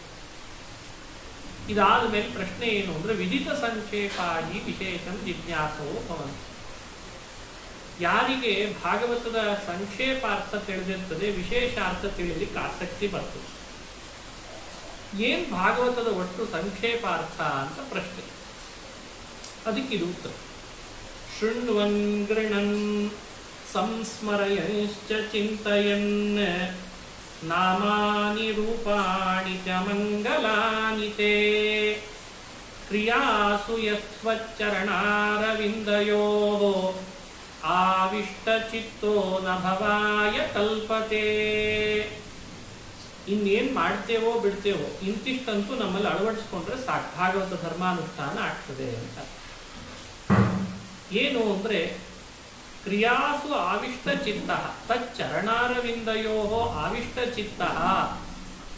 ಯಾವುದೇ ಕ್ರಿಯೆಗಳನ್ನು ಮಾಡಲಿ, ಕ್ರಿಯೆ ಮಾಡೋದು ನಿಲ್ಲಿಸಬಾರದು. ಆದರೆ ಮಾಡುವ ಕ್ರಿಯೆಯ ಹಿಂದೆ ಮನಸ್ಸು ಮಾತ್ರ ಭಗವಂತನ ಪಾದಾರವಿಂದಗಳಲ್ಲಿ ಇರಬೇಕು. ಪರಮಾತ್ಮನ ಪಾದಾರವಿಂದಗಳಲ್ಲಿ ಮನಸ್ಸನ್ನು ಇರಿಸಿ ಪ್ರತಿ ಕ್ರಿಯೆಗಳಲ್ಲಿಯೂ ತನ್ನನ್ನು ತೊಡಗಿಸ್ಕೊಳ್ಳಿ. ಆದರೆ ಶೃಣ್ವನ್, ಭಗವಂತನ ಕಥೆಯನ್ನು ಕೇಳ್ತಾ ಕೇಳ್ತಾ ತೊಡಗಬೇಕಂತ. ಕಿವಿಗೇನು ಕೆಲಸ ಇರ್ತದೆ? ಕೈಯಿಂದ ಕೆಲಸ ಮಾಡುವಾಗ ಕಿವಿಗೇನು ಕೆಲಸ ಇರ್ತದೆ? ಹಾಗೂ ಮನಸ್ಸಿಗೇನು ಕೆಲಸ ಇರ್ತದೆ? ಯೋಚನೆ ಮಾಡಬೇಕಲ್ಲ. ಹಾಗಾಗಿ ಮನಸ್ಸು ಭಗವಂತನ ಪಾದದಲ್ಲಿರಿಸು, ಕಿವಿಗಳನ್ನ ದೇವರ ಕಥೆ ಕೇಳೋದ್ರಲ್ಲಿ ನೆಲೆಗೊಳಿಸು, ಕೈಯನ್ನು ಕೆಲಸ ಮಾಡೋದ್ರಲ್ಲಿ ಯೋಚನೆ ಮಾಡು. ಒಂದು ಶ್ರಾವಯನ್, ನೀನ್ ಕೈಯಿಂದ ಕೆಲಸ ಮಾಡುವಾಗ ನಿನ್ನ ಬಾಯಿಗೆ ಏನು ಕೆಲಸ ಇರ್ತದೆ? ಹಾಗಾಗಿ ಬಾಯಿಯಿಂದ ಭಗವಂತನ ಕಥೆ, ಭಗವಂತನ ನಾಮವನ್ನು ಹೇಳ್ತಾ ನಿನ್ನ ಸುತ್ತಲೂ ಪರಿವಾರದವರಿಗೆ ಶ್ರಾವಯನ್, ಅದನ್ನು ಕೇಳುವಂತೆ ನೀನು ಕೆಲಸ ಮಾಡು. ಕೈಯಿಂದ ಕೆಲಸ ಮಾಡು, ಬಾಯಿಂದ ದೇವರ ನಾಮ ಹೇಳ್ತಿರು, ಭಗವಂತನಲ್ಲಿ ಮನಸ್ಸನ್ನು ಇರಿಸಿರು. ಇದು ಭಾಗವತದ ಧರ್ಮ. ಇದೇ ನೋಡಿ, ಭಾಗವತ ಹೇಳಲಿಕ್ಕೆ ಹೊರಟಿರೋದು ಹೀಗೆ. ಗೃಣನ್ ಅಂದ್ರೆ ಬಾಯಿಯಿಂದ ಉಚ್ಚಾರಣೆ ನೀ ಮಾಡು. ಮಾಡ್ತಿರ್ಲಲ್ಲ ಯಾರಾದ್ರೂ ಅಂದ್ರೆ ಬಾಯಾಗಿ ಸುಮ್ಮನೆ ಇಟ್ಕೊಂಡಿದೀಯಾ, ನಾಲ್ಕು ದೇವ್ರ ನಾಮ ಹೇಳಿ ಆದ್ರೂ ಹೇಳು ಅಂತ ಅನ್ಬೇಕಂತ. ಅದಕ್ಕೆ ಇನ್ನೊಬ್ಬರಿಂದ ಉಚ್ಚಾರಣೆ ಮಾಡಿಸು. ಈ ಶ್ಲೋಕಕ್ಕೆ ಈ ತರ ಚಿಂತನೆ ಮಾಡಿಸ್ತಾರೆ. ನಿನಗೆ ಸಂಸಾರದಿಂದ ದೂರ ಆಗಬೇಕು ಅಂತ ಆಸೆ ಆಗಿದೆ, ಸಂಸಾರ ಸಾಕಾಗಿದೆ, ಹಾಗಾದ್ರೆ ಈ ಉಪಾಯ ಮಾಡು. ಹಾಗೆ ಸ್ಮಾರಯನ್, ನೀನು ಸ್ಮರಣೆ ಮಾಡು, ಇನ್ನೊಬ್ಬರಿಗೂ ಸ್ಮರಣೆ ಮಾಡಿಸು. ಸಂಸ್ಮರಯಶ್ಚ ಚಿಂತಯನ್, ಭಗವಂತನ ಮಂಗಳಮಯವಾದ ರೂಪ ನಾಮಗಳನ್ನು ನೀನು ಚಿಂತನೆ ಮಾಡು, ಮತ್ತೊಬ್ಬರಿಗೂ ಕೂಡ ಚಿಂತನೆ ಮಾಡಿಸು. ಇದನ್ನ ಭಾಗವತ ಹೇಳಿ ಹೊರಟಿದೆ. ಇದು ಸಂಕ್ಷೇಪ. ಏನ್ ಕಷ್ಟ ಇದೆ ನೋಡಿ. ಹೇಳಿದ್ರು ಪರೀಕ್ಷಿತ ಸಂಕ್ಷಿಪ್ತ ಪ್ರಶ್ನ ಪರ್ಯಾಲೋಚನೆಯ ಶ್ರೀಶುಕಸ್ಯ ಸಂಕ್ಷಿಪ್ತೋತ್ತರ ಪರ್ಯಾಲೋಚನೆಯ. ಪರೀಕ್ಷಿತನ ಪ್ರಶ್ನೆ ಎಷ್ಟು ಸಂಕ್ಷಿಪ್ತವೋ ಶುಕಾಚಾರ್ಯರ ಉತ್ತರವೂ ಕೂಡ ಇಲ್ಲಿ ಅಷ್ಟೇ ಸಂಕ್ಷಿಪ್ತವಾಗಿ ಬಂದಿದೆ ಅಂತ ಈ ಶ್ಲೋಕವನ್ನ ಈ ಪ್ರಶ್ನೆ ಉತ್ತರ ರೂಪವಾಗಿದೆ ಅಂತ ಹೀಗೆ ಒಂದು ವ್ಯಾಖ್ಯಾನ. ಹೀಗೆ 9 ತರ ವ್ಯಾಖ್ಯಾನ ಮಾಡಿದ್ದಾರೆ ಇದೊಂದೇ ಶ್ಲೋಕಕ್ಕೆ. ಇದೊಂದೇ ಶ್ಲೋಕ. ಶೃಣ್ವನ್ ಗೃಣನ್ ಸಂಸ್ಮರಯನಿಶ್ಚ ಚಿಂತಯನ್ ನಾಮಾನಿ ರೂಪಾಣಿ ಚ ಮಂಗಲಾನಿ ತೇ ಕ್ರಿಯಾಸು ಯಸ್ತ್ವಚ್ಚರಣಾರವಿಂದಯೋ ಆವಿಷ್ಟ ಚಿತ್ತ ನ ಭವಾಯ ಕಲ್ಪತೆ. ಭವಾಯ ಅಂದ್ರೆ ಸಂಸಾರಾಯ ನ ಕಲ್ಪತೆ ಅಂತ ಅಭಿಪ್ರಾಯ. ಇಷ್ಟು ಮಾಡು, ಮತ್ತೆ ಸಂಸಾರದಲ್ಲಿ ನೀನು ಬರ್ಲಿಕ್ಕೆ ಸಾಧ್ಯ ಇಲ್ಲ. ಇನ್ನೊಂದು ಅರ್ಥ ಏನು ಅಂದ್ರೆ, ಬಹಳ ಬುದ್ಧಿವಂತರು ಹಿರಿಯರಿಗೆಲ್ಲ ಅನುಭವ ಸಿದ್ಧವಾದ ಒಂದು ವಿಷಯ ಏನು ಅಂದ್ರೆ, ಪುರುಷಾರ್ಥ ಅಂತ ಯಾವುದನ್ನು ಕರಿಬೇಕು? ಎರಡಿದೆ. ಒಂದು ಅನಿಷ್ಟ ದೂರ ಮಾಡಿಕೊಳ್ಳೋದು, ಇನ್ನೊಂದು ಇಷ್ಟವನ್ನ ಪಡ್ಕೊಳ್ಳೋದು. ಇವೆರಡು ಪುರುಷಾರ್ಥನೇ. ಇವೆರಡರಲ್ಲಿ ಮೊದಲನೇದು ಯಾವುದು? ಇವೆರಡರಲ್ಲಿ ಮೊದಲನೇ ಸ್ಥಾನ ಯಾವುದು ಕೊಡಬೇಕು ನಾವು? ಅನಿಷ್ಟ ದೂರ ಮಾಡ್ಕೊಳ್ಳೋದು, ಅದು ಇಷ್ಟ ಪಡೆಯೋದು. ಇವೆರಡರೊಳಗೆ ಮೊದಲನೇದು ಯಾವುದು? ಅನಿಷ್ಟ ದೂರ ಮಾಡ್ಕೊಳ್ಳೋದು ಮೊದಲನೇದಂತ. ಅದಕ್ಕೆ ಉದಾಹರಣೆ ಕೊಡ್ತಾರೆ. ಭಾರಿ ಭಾರ ಹಿಡ್ಕೊಂಡು ಬಂದಿರ್ತಾನೆ ನಮ್ಮ ಮನೆ ಎದುರುಗಡೆಗೆ ಒಬ್ಬ. ಮೊದಲು ಅವನು ಭಾರ ಕೆಳಗಿಳಿಸ್ಬೇಕಾ, ಅವನು ಭಾರ ತಲೆ ಮೇಲೆ ಇಟ್ಕೊಂಡಾಗ ನೀರು ಕೊಡ್ಲೆ ಅಂತ ಕೇಳ್ಬೇಕಾ? ನೀರು ಕೊಡೋದು ಆಮೇಲೆ, ಮೊದಲು ತಲೆ ಮೇಲಿಂದ ಇಳಿಸ್ರಿ ಸ್ವಾಮಿ ಅಂತಂತಾನೆ. ಭಾರವಾಹಿ ವಿಹಿ ಭಾರ ನಿವೃತ್ತೇರೇವ ಪ್ರಥಮ ಅರ್ಥಿತತ್ವ. ಭಾರ ಹಿಡ್ಕೊಂಡು ಬಂದವರು ಮೊದಲು ಭಾರ ಇಳಿಸ್ಬೇಕು ಅಂತ ಹೇಗೆ ಪ್ರಾರ್ಥಿಸ್ತಾರೋ ಹಾಗಾಗಿ ಪುರುಷಾರ್ಥ ಎರಡರಲ್ಲಿ ಅನಿಷ್ಟ ಹೋಗೋದು ಮತ್ತು ಇಷ್ಟ ಪಡೆಯೋದು ಅಂತ ಎರಡರಲ್ಲಿ ಮೊದಲು ಅನಿಷ್ಟ ಹೋದ್ರೆ ಸಾಕಪ್ಪ ಅಂತ ಅನಿಸ್ತಿರ್ತೀವಿ. ಇದು ತಾನೇ ಪುರುಷಾರ್ಥ. ಸರಿ, ಹಾಗಾದ್ರೆ ಇಂಥ ಪುರುಷಾರ್ಥವನ್ನ ಯಾವುದರಿಂದ ಮಾಡಿಕೊಡ್ಬೇಕು? ಈಗ ಮೊದಲು ಅದಕ್ಕೆ ಬೇಕಾಗಿದೆ ನಮಗೆ. ಅದನ್ನ ನಾವು ಮಾಡಿಕೊಳ್ಳೋದು ಯಾವುದರಿಂದ? ಭಾರ ನಿವೃತ್ತಿಯನ್ನು ಯಾವುದರಿಂದ ಪಡೀಲಿಕ್ಕೆ ಸಾಧ್ಯ? ಸಾಚ ಶ್ರವಣಾದಿನ ಭಗವತಿ ಮನೋವಧಾನೆ ಭವತ್ತೇವ. ನಾವು ಭಗವಂತನ ಕಥೆಯಲ್ಲಿ ಶ್ರವಣ ಮಾಡ್ಲಿಕ್ಕೆ ಆಸಕ್ತಿ ತೋರಿಬಿಟ್ರೆ, ಮನಸ್ಸನ್ನು ಇಟ್ಬಿಟ್ರೆ, ಶ್ರವಣ ಮಾಡ್ತಾ ಮಾಡ್ತಾ ಪರಮಾತ್ಮನಲ್ಲಿ ಮನಸ್ಸನ್ನು ಇಟ್ಟುಬಿಟ್ರೆ ಅನಿಷ್ಟ ನಿವೃತ್ತಿ ಆಗ್ತದೆ. ಅದು ಹಾಗೆ ಆಗ್ತದೆ. ಪರೀಕ್ಷೆ ಮಾಡಿ ನೋಡ್ರಿ ಅಂತಾರೆ. ಅದು ಅನುಭವ ಸಿದ್ಧ ಹಿರಿಯರಿಗೆಲ್ಲ. ನೀವು ಬೇಕಂದ್ರೆ ಪರೀಕ್ಷೆ ಮಾಡಿ. ಈ ವಿಷಯವನ್ನು ಹೇಳಲಿಕ್ಕೆ ಶೃಣ್ವನ್ ಗೃಣನ್ ಸಂಸ್ಮರಯಶ್ಚ ಚಿಂತಯನ್ ನಾಮಾನಿ ರೂಪಾಣಿ ಚ ಮಂಗಲಾನಿ ತೇ ಕ್ರಿಯಾಸು ಯಸ್ತ್ವಚ್ಚರಣಾರವಿಂದಯೋ ಆವಿಷ್ಟ ಚಿತ್ತಃ ನ ಭವಾಯ ಕಲ್ಪತೆ. ಭವಾಯ ಅಂದ್ರೆ ಈಗ ಸಂಸಾರದಲ್ಲಿ ಹುಟ್ಟಿದ ದುಃಖ ಅಂತ ಅರ್ಥ, ಅನಿಷ್ಟ. ಹಿಂದೆ ಅರ್ಥ ಮಾಡುವಾಗ ಭವಾಯ ಅಂದ್ರೆ ಸಂಸಾರ ಅಂತ ಅರ್ಥ ಮಾಡಿದ್ವಿ.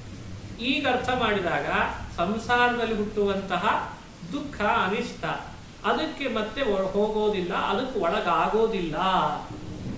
ಯಾಕೆ, ಹೇಗೆ ಅಂದ್ರೆ ಆವಿಷ್ಟ ಚಿತ್ತ, ಪರಮಾತ್ಮನ ಬಗ್ಗೆ ಶ್ರವಣ ಮನನಾದಿಗಳನ್ನು ಮಾಡ್ತಾ ಅವನಲ್ಲೇ ಮನಸ್ಸನ್ನು ಇರಿಸಿಬಿಟ್ಟ ಅಂತಂದ ಮೇಲೆ ಇವನಿಗೆ ಮತ್ತೆ ದುಃಖದ ಕಡೆಗೆ ಹೋಗ್ಲಿಕ್ಕೆ ಬಿಡಲ್ಲಂತೆ ಪರಮಾತ್ಮ. ಇದು ಎರಡನೇ ವ್ಯಾಖ್ಯಾನ ಮಾಡುವಾಗ ಅವರು ತೋರಿಸಿತ್ತು. ಇಲ್ಲಿ ಮತ್ತೊಂದು ವಿಶೇಷವನ್ನು ಅವರು ಚಿಂತನೆ ಮಾಡಿಸ್ತಾರೆ. 3 ಯೋಗಗಳು ಪ್ರಸಿದ್ಧ ಭಾಗವತದಲ್ಲೇ ಹೇಳಿದಂತೆ. 1 ಭಕ್ತಿ ಯೋಗ, 2 ಜ್ಞಾನ ಯೋಗ, 3 ಕರ್ಮಯೋಗ. ನೋಡಿ, ಭಕ್ತಿ ಯೋಗ, ಜ್ಞಾನ ಯೋಗ, ಕರ್ಮಯೋಗ. ಯೋಗಾಸ್ತ್ರಯೋ ಮಯಾ ಪ್ರೋಕ್ತಾನ್ ನೃಣಾಂ ಶ್ರೇಯೋ ವಿಧಿತ್ಸಯ ಜ್ಞಾನಂ ಕರ್ಮ ಚ ಭಕ್ತಿಶ್ಚ ನಾನ್ಯೋಪಾಯೋಸ್ತಿ ಕುತ್ರಚಿತ್ ಅಂತ ಪ್ರಮಾಣ ಇದೆ. ಯೋಗಾಸ್ತ್ರಯ, ಅದೇ ಈಗ ತಾನೇ ಹೇಳಿದಂತೆ, ಇವುಗಳಲ್ಲಿ ಶ್ರೇಷ್ಠವಾದ ಯೋಗ ಯಾವುದು ಅಂತ ಪ್ರಶ್ನೆ. ಜ್ಞಾನಯೋಗವೋ, ಕರ್ಮಯೋಗವೋ, ಭಕ್ತಿ ಯೋಗವೋ ಅಂತ ಪ್ರಶ್ನೆ. ಅವರೇ ಹಾಕೊಳ್ತಾರೆ ಪ್ರಶ್ನೆ ಮಾಡಿಕೊಂಡು ಉತ್ತರ ಕೊಡುವಾಗ ಏವಂ ತ್ರಿಷ್ವಪಿ ಯೋಗೇಶು ಕೋ ವರಿಷ್ಠ ಇತ್ಯತಃ, ಬೇಕಲ್ಲ ನಮಗೆ ತಿಳುವಳಿಕೆಗೆ, ಏನ ಏಷಾ ಅವಸ್ಥಾ ಪ್ರಾಪ್ಯತೆ ಸ ವರಿಷ್ಠ ಇತ್ಯಾಶಯೇನ ಶ್ರೋತೃಣಾಂ ತತ್ರ ಆದರ ಜನನಾಯ ಆಹ. ಈಗ ಇಲ್ಲಿ ಈ ಶ್ಲೋಕದಲ್ಲಿ ಹೇಳಿರುವಂತೆ ಪ್ರತಿ ಕ್ರಿಯೆಗಳಲ್ಲಿಯೂ ಭಗವಂತನಲ್ಲಿ ಮನಸ್ಸನ್ನಿಟ್ಟು, ಅವನ ಪಾದಾರವಿಂದಗಳಲ್ಲಿ ಮನಸ್ಸನ್ನಿಟ್ಟು ಕ್ರಿಯೆಗಳಲ್ಲಿ ಯಾರು ತನ್ನನ್ನು ತೊಡಗಿಸಿಕೊಂಡು ಶ್ರವಣ ಮಾಡ್ತಾ ಶ್ರವಣ ಮಾಡಿಸ್ತಾ, ಸ್ಮರಣೆ ಮಾಡ್ತಾ ಸ್ಮರಣೆ ಮಾಡಿಸ್ತಾ ಈ ಒಂದು ಅವಸ್ಥೆಗೆ ಯಾರು ತಲುಪ್ತಾನೋ ಅವನು ಶ್ರೇಷ್ಠ ಅಂತ ತಿಳಿಸ್ಲಿಕ್ಕೆ ಈ ಶ್ಲೋಕ ಬಂದಿದೆ ಅಂತ ವ್ಯಾಖ್ಯಾನ ಮಾಡಿದ್ದಾರೆ. ಇದೇ ಭಾಗವತದ ಸಂಕ್ಷೇಪ ಅಲ್ವೇ? ತ್ವಚ್ಚರಣಾರವಿಂದಯೋರಾವಿಷ್ಟ ಚಿತ್ತ, ಪರಮಾತ್ಮನ ಕಮಲಗಳಲ್ಲಿ ಮನಸ್ಸನ್ನು ಸ್ಥಿರಗೊಳಿಸ್ತಾನಲ್ಲ, ಸಯೇವ ಭಕ್ತಿ ಯೋಗ, ಅದೇ ನಿಜವಾಗ್ಲೂ ಭಕ್ತಿ ಯೋಗ ಅಂತ ಕರೆಸ್ಕೊಳ್ತದೆ. ಹಾಗಾದ್ರೆ ಜ್ಞಾನಯೋಗ ಕರ್ಮಯೋಗಗಳಿಗಿಂತಲೂ ಶ್ರೇಷ್ಠ ಯೋಗ ಯಾವುದು ಅಂತಾಯ್ತು? ಭಕ್ತಿ ಯೋಗ. ಅದನ್ನು ಅಳವಡಿಸ್ಕೊಳ್ಳೋದು ಅಂದ್ರೆ ಈ ಅವಸ್ಥೆಯನ್ನು ಹೊಂದೋದು ಅಂತ ಅರ್ಥ. ಈ ಅವಸ್ಥೆಯನ್ನು ಯಾರು ಹೊಂದುತ್ತಾನೋ ಅವನು ವರಿಷ್ಠನಾಗ್ತಾನೆ. ಇದು ಈ ಶ್ಲೋಕಕ್ಕೆ ಇನ್ನೊಂದು ವ್ಯಾಖ್ಯಾನ ಅಂತ ಮಾಡ್ತಾ ಇದ್ದಾರೆ. ಹೀಗೆ ಮತ್ತೊಂದು ವ್ಯಾಖ್ಯಾನ ಈ ಗ್ರಂಥದಲ್ಲಿ ಹೇಳಲಿಕ್ಕೆ ಬಂದದ್ದು 30 ವಿಧವಾದ ಭಾಗವತ ಧರ್ಮಗಳನ್ನು. ಅದು ಮುಂದೆ ಧರ್ಮೋಪದೇಶ ಪ್ರಕರಣದಲ್ಲಿ ವಿಸ್ತಾರ ಮಾಡ್ತಾರೆ. ಈ 30 ವಿಧ ಭಾಗವತ ಧರ್ಮದ ವಿವರಣೆ ಕೊಡ್ಲಿಕ್ಕೆ ಬಂದಂತಹ ಇಲ್ಲಿ ಆ ಧರ್ಮಗಳಲ್ಲಿ ಶ್ರೇಷ್ಠ ಯಾವುದು ಅಂತ ಮತ್ತೆ 30ರಲ್ಲಿ ಒಂದು ಬೇಕಲ್ಲ. ತತ್ರ ಕೋವರೀಯಾನ್ ಏನ ಏವಂ ವಿಧಾವಸ್ಥಾ ಲಭ್ಯತೆ ಸವರೀಯಾನ್ ಇತಿ ಭಾವೇನ ಶ್ರೋತೃಣಾಂ ತತ್ರ ಆದರ ಜನನಾಯ ಆದಾವೇವ ಜ್ಞಾಪುವುದು.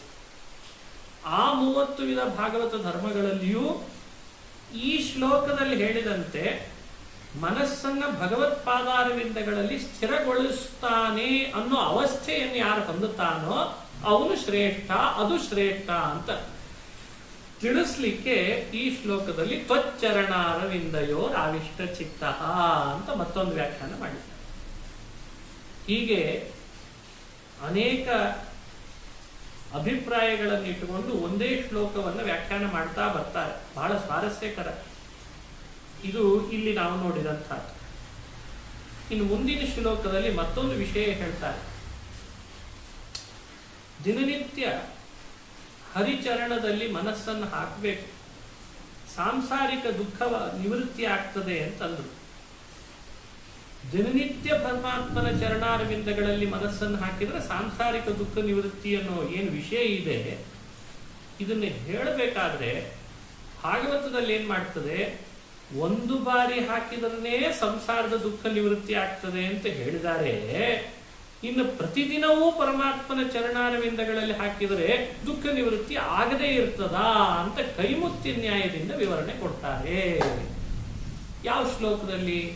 ಸಕೃನ್ ಮನಃ ಕೃಷ್ಣ ಪದಾರವಿಂದಯೋ ನಿವೇಶಿತಂ ತದ್ಗುಣರಾಗಿಯೈರಿಹ ನತೇಯಮಂ ಪಾಶಭೃತಶ್ಚ ತದ್ಭಟಾನ್ ಸ್ವಪ್ನೇಪಿ ಪಶ್ಯಂತಿ ಚೀರ್ಣ ನಿಷ್ಕೃತಾಃ. ನೆನಪಿಟ್ಟುಕೊಳ್ಬೇಕಾದ ಸಂಗತಿ. ಸಕೃನ್ ಮನಃ, ಸಕೃತ್ ಅಂದ್ರೆ ಸಂಸ್ಕೃತದಲ್ಲಿ ಒಂದು ಬಾರಿ ಅಂತ ಅರ್ಥ. ಯಾವಾಗೋ ಒಂದು ಬಾರಿ, ಈಗ ಪುರಾಣ ಕೇಳ್ತಾ ಇದ್ದೇವೆ ನಾವು ನೀವುಗಳೆಲ್ಲ, ನಮ್ದೇನೋ ಒಂದು ಭಾಗ್ಯ, ಪುರುಷೋತ್ತಮ ಮಾಸ ಅಂತೂ ಇದೊಂದು ಕೆಲವು ಕ್ಷಣಗಳು ನಮ್ಮ ಈ ಮನಸ್ಸು ಪರಮಾತ್ಮನ ಪಾದಾರವಿಂದಗಳಲ್ಲಿ ಇರಿಸಿಬಿಟ್ರೆ ಅನೇಕ ಸಾಂಸಾರಿಕ ದುಃಖಗಳು ಪರಿಹಾರ ಆಗೇ ಆಗ್ತವೆ. ನಮಗೇ ಗೊತ್ತಿಲ್ಲದೆ ಮುಂದೆ ಎಷ್ಟೋ ಬರ್ಲಿಕ್ಕಿರ್ತದೆ. ಈಗ ಮಾಡಿದ ಆ ನಿಷ್ಕಾಮವಾದ ಹರಿಯ ಸ್ಮರಣೆ ಅದನ್ನು ಪರಿಹಾರ ಮಾಡಿಸ್ಲಿಕ್ಕೆ ದೇವ್ರು ನಮಗೆ ತಿಳಿಯದಂತೆ ನಮ್ಮಿಂದ ನಿಷ್ಕಾಮ ಕರ್ಮ ಮಾಡಿಸಿರ್ತಾನಂತೆ. ಗಡಿಯಾರದ ಮುಳ್ಳು ನಮಗೆ ಹೇಳಿ ಮುಂದೆ ಹೋಗ್ತದೆ. ನಾನು ಮುಂದೆ ಹೋಗ್ಲ್ಯಾ ಅಂತ ಕೇಳ್ತದೆ ಯಾವತ್ತಾದ್ರು. ತಾನು ಹೋಗ್ತಾ ಇರ್ತದೆ. ನಾವು ಯಾವಾಗ ನೋಡ್ತೇವೋ ನಮಗದು ಟೈಮ್ ತೋರಿಸ್ತದೆ ಅಷ್ಟೇ ಅಂಥೇಳಿ ಅದೇನು ನಮ್ಮನ್ನು ಕೇಳಿ ಹೋಗಲ್ಲ. ಭಗವಂತನ ಕಾರುಣ್ಯ ಒಬ್ಬೊಬ್ಬ ಜೀವನ ಬಗ್ಗೆ ಗಡಿಯಾರದ ಮುಳ್ಳಿದ್ದಂತಿದೆ. ನಮಗೆ ತಿಳಿಸದೆ ನಮ್ಮೊಳಗಿದ್ದು ನಮ್ಮಿಂದ ನಿಷ್ಕಾಮ ಕರ್ಮ ಮಾಡಿಸ್ತಾನಂತೆ ಶ್ರೀಹರಿ. ಯಾಕೆ ಅಂದ್ರೆ ಮುಂದೆ ಸಮಸ್ಯೆ ಬರ್ಲಿಕ್ಕಿದೆ ಅಲ್ಲ ಅಂತ, ಅದನ್ನು ತಡ್ಕೊಳ್ಳೋ ಶಕ್ತಿ ಕೊಡಬೇಕಲ್ಲ ಅಂಥ ಕರುಣಾಸಾಗರ. ಆ ಮುಂದೆ ಸಮಸ್ಯೆ ಬರ್ಲಿಕ್ಕಿದೆ ಅನ್ನೋದನ್ನ ಸರ್ವಜ್ಞನಾಗಿ ತಾನರಿತು ತಾನು ಕಾಲನಾಗಿ ಒಳಗೂ ಬಿಂಬ ಪುರುಷನಾಗಿದ್ದು ಹೊರಗೆ ಕಾಲ ರೂಪದಿಂದ ನಮಗ ಆ ತರಹ ಸಮಸ್ಯೆಗೆ ಬರದಂತೆ ಒಂದು ನಿಷ್ಕಾಮ ಕರ್ಮ ಮಾಡಿಸ್ಬಿಡ್ತಾನೆ. ಯಾರದೋ ಬಾಯಲ್ಲಿ ಹರಿಕಥಾ ಶ್ರವಣ ಮಾಡಿಸ್ತಾನೆ, ಹರಿನಾಮ ಸ್ಮರಣೆ ಮಾಡಿಸ್ತಾನೆ. ಯಾವುದೋ ದೇವಸ್ಥಾನಕ್ಕೆ ನಮಗೆ ಗೊತ್ತಿಲ್ಲದಂತೆ ನಾವೇ ಹೋಗ್ಬಿಟ್ಟಿರ್ತೀವಿ. ಅಲ್ಲ, ಯಾಕೋ ಬಂದೆ ಗೊತ್ತಿಲ್ಲ ಅಂತೀವಿ. ಮತ್ತೆ ಯಾಕೋ ಹರಿಕಥಾ ಶ್ರವಣ, ಯಾಕೋ ಹರಿನಾಮ ಸ್ಮರಣೆ, ಯಾಕೋ ದೇವರ ಪದಗಳು ಪದ್ಯಗಳು ಬಾಯಲ್ಲಿ ಬರ್ತಾವೆ. ಅದು ಯಾಕೋ ಅಂತ ನಮಗಿರ್ತದೆ. ಪರಮಾತ್ಮ ಮಾತ್ರ ಮುಂದೆ ಹೀಗೊಂದೇನೋ ಸಮಸ್ಯೆ ಬರ್ಲಿಕ್ಕಿತ್ತು, ಅದಕ್ಕೆ ಇದನ್ನು ಮಾಡಿಸಿ ಅದನ್ನು ಪರಿಹಾರ ಮಾಡ್ತೀನಿ ಅಂತ ಅದನ್ನು ಹೇಳ್ತಾರೆ. ಒಂದು ಬಾರಿ ಪರಮಾತ್ಮನ ನಾಮ ಅವನ ಪಾದಾರವಿಂದಗಳಲ್ಲಿ ಮನಸ್ಸನ್ನಿಟ್ರೆ ಯಮಭೃತ್ಯರನ್ನ ಕನಸಿನಲ್ಲೂ ನೋಡಲ್ಲ, ಯಮಭೃತ್ಯರ ದರ್ಶನ ಕನಸಿನಲ್ಲೂ ಆಗಲ್ಲ ಅಂತ. ಇನ್ನು ಯಾವಾಗಲೂ ಭಗವಂತನ ಹರಿಕಥಾ ಶ್ರವಣ, ಹರಿನಾಮ ಸ್ಮರಣೆ, ಹರಿರೂಪದ ಧ್ಯಾನ ಮಾಡಿಬಿಟ್ರೆ ನಮ್ಮನ್ನು ಹೇಗೆ ತಾನೇ ಸಂಸಾರದ ದುಃಖ ಬಂದು ವಕ್ಕರಿಸ್ಲಿಕ್ಕೆ ಸಾಧ್ಯ ಅಂತ ಕೇಳ್ತಾರೆ. ಹಾಗಾಗಿ ಆದರೂ ಭಗವಂತನ ಕಥಾ ಶ್ರವಣದಲ್ಲಿ ಅವನ ಪಾದಾರವಿಂದಗಳಲ್ಲಿ ಮನಸ್ಸನ್ನಿರಿಸ್ರಿ, ಆಸಕ್ತಿ ತೋರ್ರಿ ಅನ್ನೋದು ಈ ಶ್ಲೋಕದ ಭಾವಾರ್ಥ ಅಂತ. ಸರಿ ಆಯ್ತು, ಅಂತೂ ಶ್ರೋತೃಗಳಿಗೆ ಅನುಕೂಲವಾಗುವಂತೆ ಸಂಕ್ಷಿಪ್ತವಾಗಿ ಶಾಸ್ತ್ರಾರ್ಥವನ್ನು ಇಷ್ಟೋ ತನಕ ಪ್ರತಿಪಾದನೆ ಮಾಡಿದ್ದಾಯ್ತು. ಶಾಸ್ತ್ರಾರ್ಥದ ಮುಖ್ಯ ಸಂಕ್ಷೇಪವೇ ಇಷ್ಟು ನೋಡ್ರಿ. ಕ್ರಿಯೆಗಳನ್ನೂ ಮಾಡಬೇಕು, ಭಗವಂತನ ಕಥಾ ಶ್ರವಣ ಸ್ಮರಣೆ ಗ್ರಹಣ ಮಾಡ್ತಾ ಅವನಲ್ಲಿ ಮನಸ್ಸನ್ನಿಟ್ಟು ನಡೆಸ್ತಾ ಇರಬೇಕು. ಇದೇ ಶಾಸ್ತ್ರಾರ್ಥ. ನೀವು ಎಲ್ಲೆಲ್ಲಿ ಸುತ್ತಿ ಬಂದರೂ ಕೊನೆಗೆ ಇಲ್ಲೇ ಬರ್ತದೆ. ಇಷ್ಟನ್ನು ನಿರೂಪಣೆ ಮಾಡಿ ಆಯ್ತು. ಈಗ ನಾಸ್ಮಾಭಿಃ ಇಯಂ ಬಲಾತ್ ತದರ್ಥತಯಾ ವರ್ಣ್ಯತೆ ಕಿಂತು ತತ್ ಪ್ರತಿಪಾದ್ಯ ಪ್ರತಿಪಾದನ ಪರ ಪದ್ಯೇನೈವ ಪ್ರತಿಪಾದಿತ. ಇದುವರೆಗೂ ಹೇಳಿದಂಥ ವಿಷಯ ನಾವು ನಮ್ಮ ಕಪೋಲ ಕಲ್ಪಿತವಾಗಿ ಹೇಳಿದ್ವಿ ಅಂತ ಭಾವಿಸಬೇಡಿ. ಯಾಕಂದ್ರೆ ಎಷ್ಟೋ ಗ್ರಂಥಗಳನ್ನ ಕವಿಗಳು ಬರೆಯುವಾಗ 80% ಕಪೋಲ ಕಲ್ಪಿತ ಇರ್ತದೆ, ಇನ್ನೊಂದು 20% ಇತಿಹಾಸವೋ ಅಥವಾ ಇನ್ನೇನೋ ಆಧಾರವೋ ಇಟ್ಟುಕೊಂಡು ಅಲ್ಲೊಂದು ಚೂರು ಸೇರಿಸಿರ್ತಾರೆ. ಆದರೆ ಹೇಳುವಾಗ ಆ 20%ನೇ ಹೇಳ್ತಿರ್ತಾರೆ. ಆದರೆ ಸಾರೋದ್ಧಾರಕಾರರಂತಾರೆ, ನಾನು ಹರಿಕಥಾ ಶ್ರವಣದ ಆಸಕ್ತಿ ತೋರ್ರಿ, ಹರಿಪಾದಾರವಿಂದಗಳಲ್ಲಿ ಮನಸ್ಸನ್ನಿರಿಸ್ರಿ, ಇದೇ ಶಾಸ್ತ್ರಗಳ ಸಂಕ್ಷೇಪಾರ್ಥ. ಇದು ಬಿಟ್ಟು ಬೇರೆ ಯಾವುದರಿಂದಲೂ ಸಂಸಾರದ ದುಃಖ ನಿವೃತ್ತಿ ಮಾಡ್ಕೊಳ್ಳಿಕ್ಕೆ ಸಾಧ್ಯ ಇಲ್ಲ. ಇದೇ ಮುಕ್ತಿ ಮಾರ್ಗ. ಇದೆಲ್ಲ ನನ್ನ ಕಪೋಲ ಕಲ್ಪಿತ ವಿಷಯ ಅಲ್ಲ.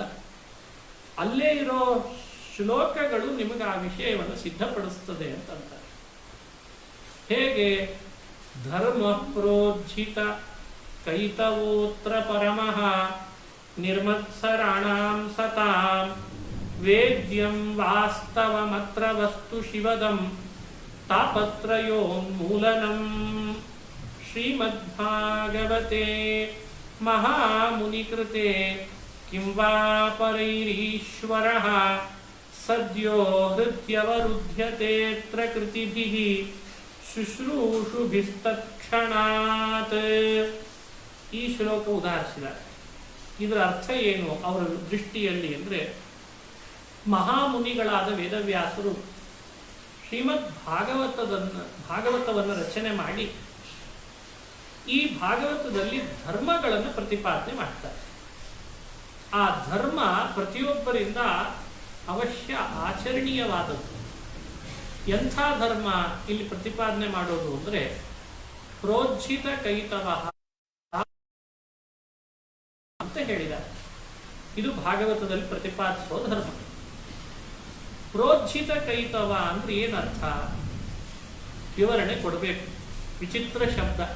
ಸಂಸ್ಕೃತದಲ್ಲಿ ಕೈತವ ಅಂತ ಯಾವುದಕ್ಕೆ ಕರೀತಾರೆ? ಧರ್ಮದಲ್ಲಿ ಕೈತವ ಇರಬಾರ್ದು ಅಂತ. ಕೈತವ ಇತ್ತು ಅಂದ್ರೆ ಅದು ಧರ್ಮ ಅಂತ ಹೇಳಿ ಕರೆಸ್ಕೊಳ್ಳೋದಿಲ್ಲ. ಧರ್ಮದಲ್ಲಿ ಕೈತವ ಅಂದ್ರೆ ಕಾಪಟ್ಯ ಅಂತ ಅರ್ಥ. ಧರ್ಮದಲ್ಲಿ ಕಾಪಟ್ಯ ಇರಬಾರ್ದು, ಆಗದು ಪ್ರೋಜ್ಜಿತ ಕೈತವ ಅಂತ ಕರೆಸ್ಕೊಳ್ತದೆ. ವಿವರಣೆ ಬೇಕು. ಧರ್ಮದಲ್ಲಿ ಕಾಪಟ್ಯ ಅಂದ್ರೆ ಇಲ್ಲಿ ಹೊಸ ಶಬ್ದ ಹೇಳಿದ್ರಲ್ಲ ಅಂತ ವಿವರಣೆ ಅವರೇ ಕೊಟ್ಟಿದ್ದಾರೆ. ವಾಂಗ್ ಮನಸೋಹೋ ಉಭಯೋಹೋ ಏಕ ವಿಷಯತ್ವೇನ ಕಾಪಟ್ಯಾಭಾವ ಪ್ರೋಜ್ಜಿತ ಕೈತವ ಧರ್ಮ ಅಂತ.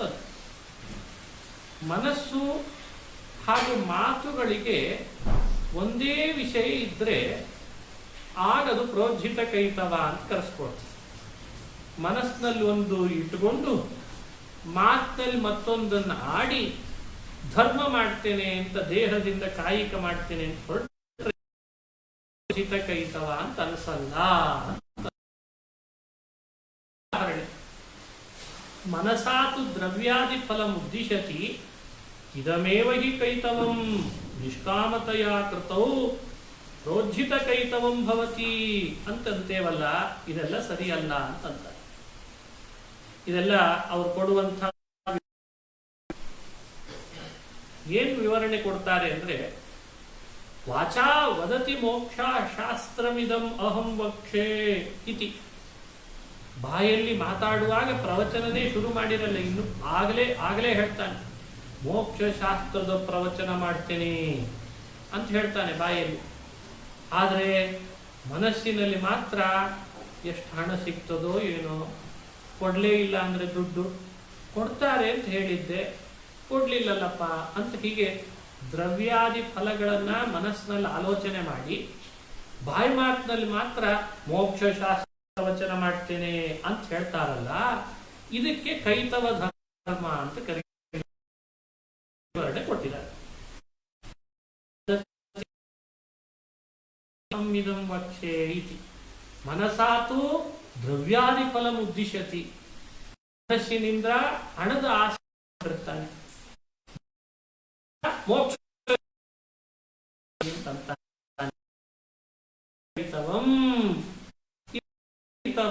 ಕಾಪಟ್ಯ ಅಂತ ಕರೆದಿದ್ದಾರೆ.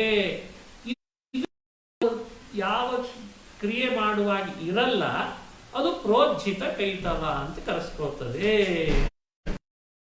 ವಿವರಣೆ ಕೊಟ್ಬಿಟ್ಟಿದ್ದಾರೆ. ಹಾಗಾಗಿ ಮನಸ್ಸಿನಿಂದ ಮಾತಿನಿಂದ ಏಕ ವಿಷಯತೆಯನ್ನು ತಂದುಕೊಂಡು ಧರ್ಮವನ್ನು ಅರ್ಪಣೆ ಮಾಡುವ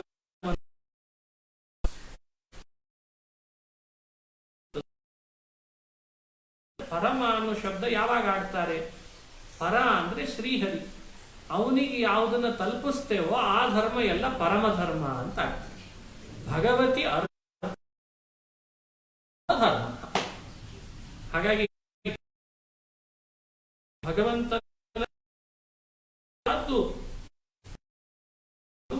ಭಾಗವತ ಗ್ರಂಥ ಇದು ಅಂತ ವಿವರಣೆ ಕೊಟ್ಟು, ನಿರ್ಮತ್ಸರಾಣಾಂ ಸತಾಂ ವಾಸ್ತವಂ.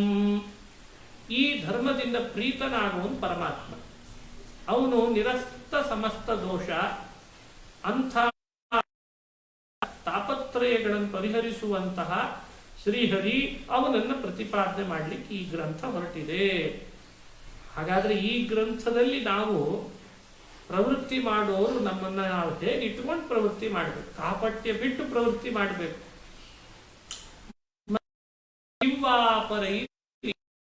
ಅಂದ್ರೆ ಅಪರೈಹಿ ಈಶ್ವರ ಕಿಂ ಅಂದ್ರೆ ಇವರು ಕೊಡುವಂತೆ ಅಭಿಪ್ರಾಯ. ಎಲ್ಲದರಿಂದ ಏನ್ ಬಂತು ಲಾಭ?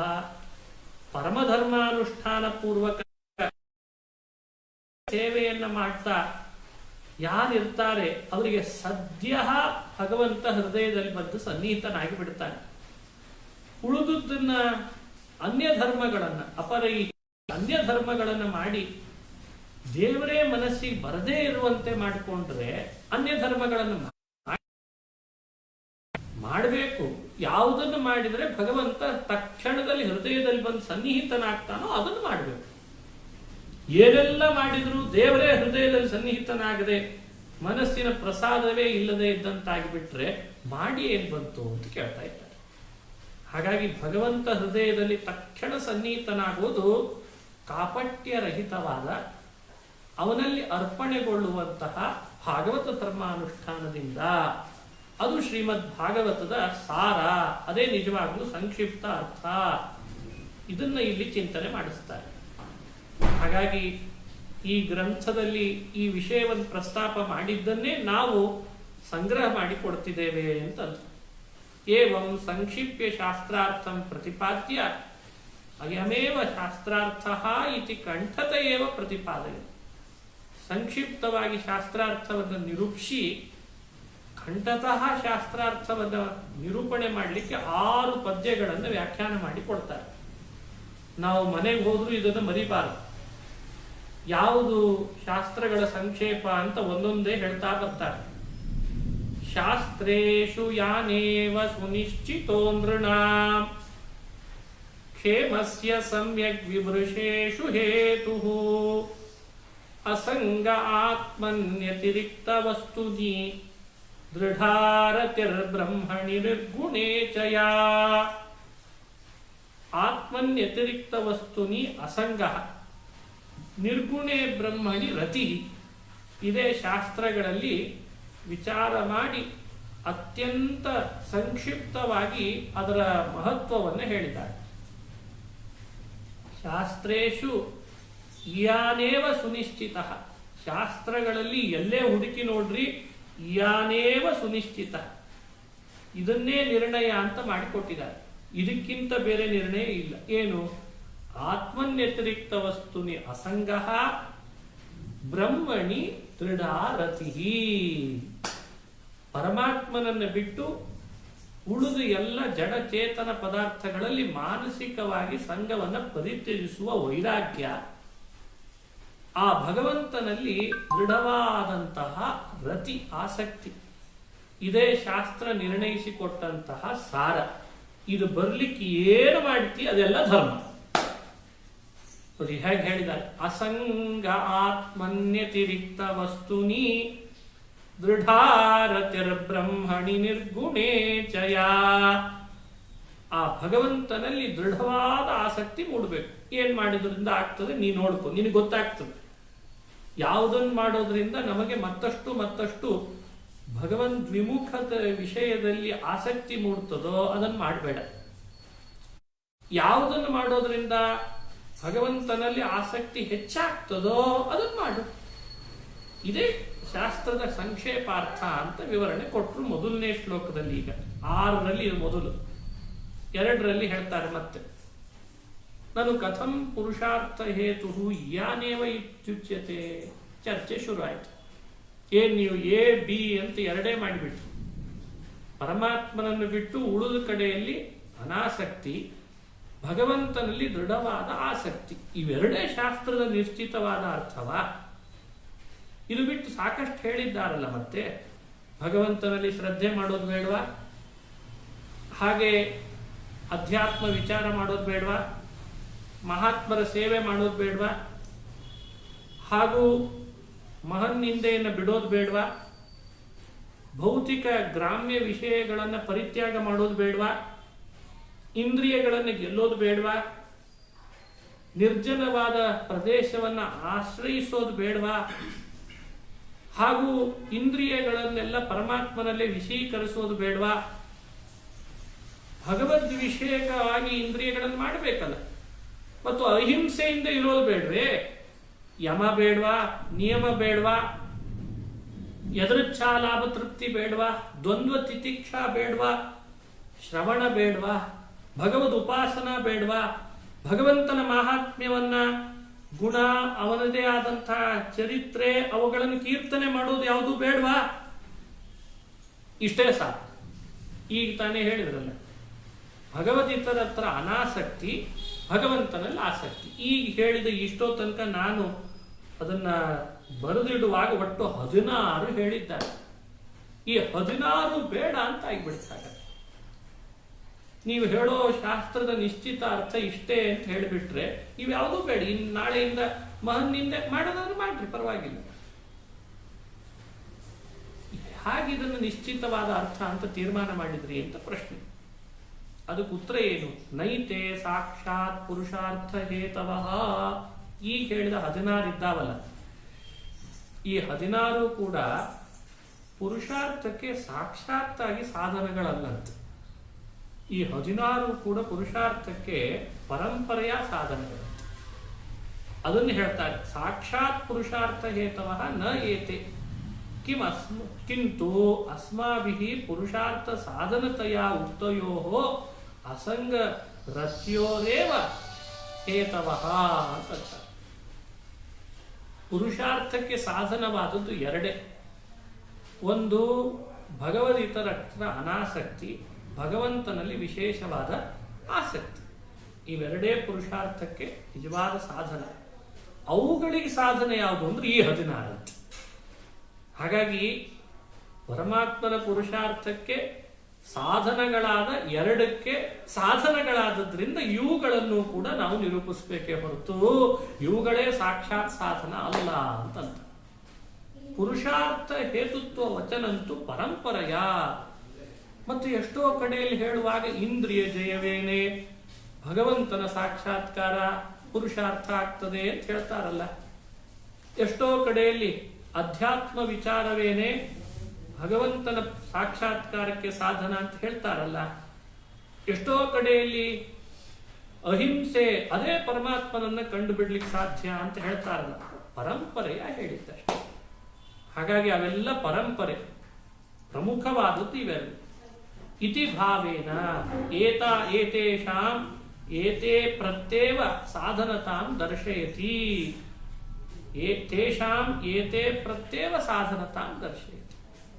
ಇವೆಲ್ಲ ಪುರುಷಾರ್ಥ ಸಾಧನಕ್ಕೆ ಸಾಧನ ಅನ್ನೋದನ್ನು ತೋರಿಸ್ತಾ ಇದ್ದಾರೆ.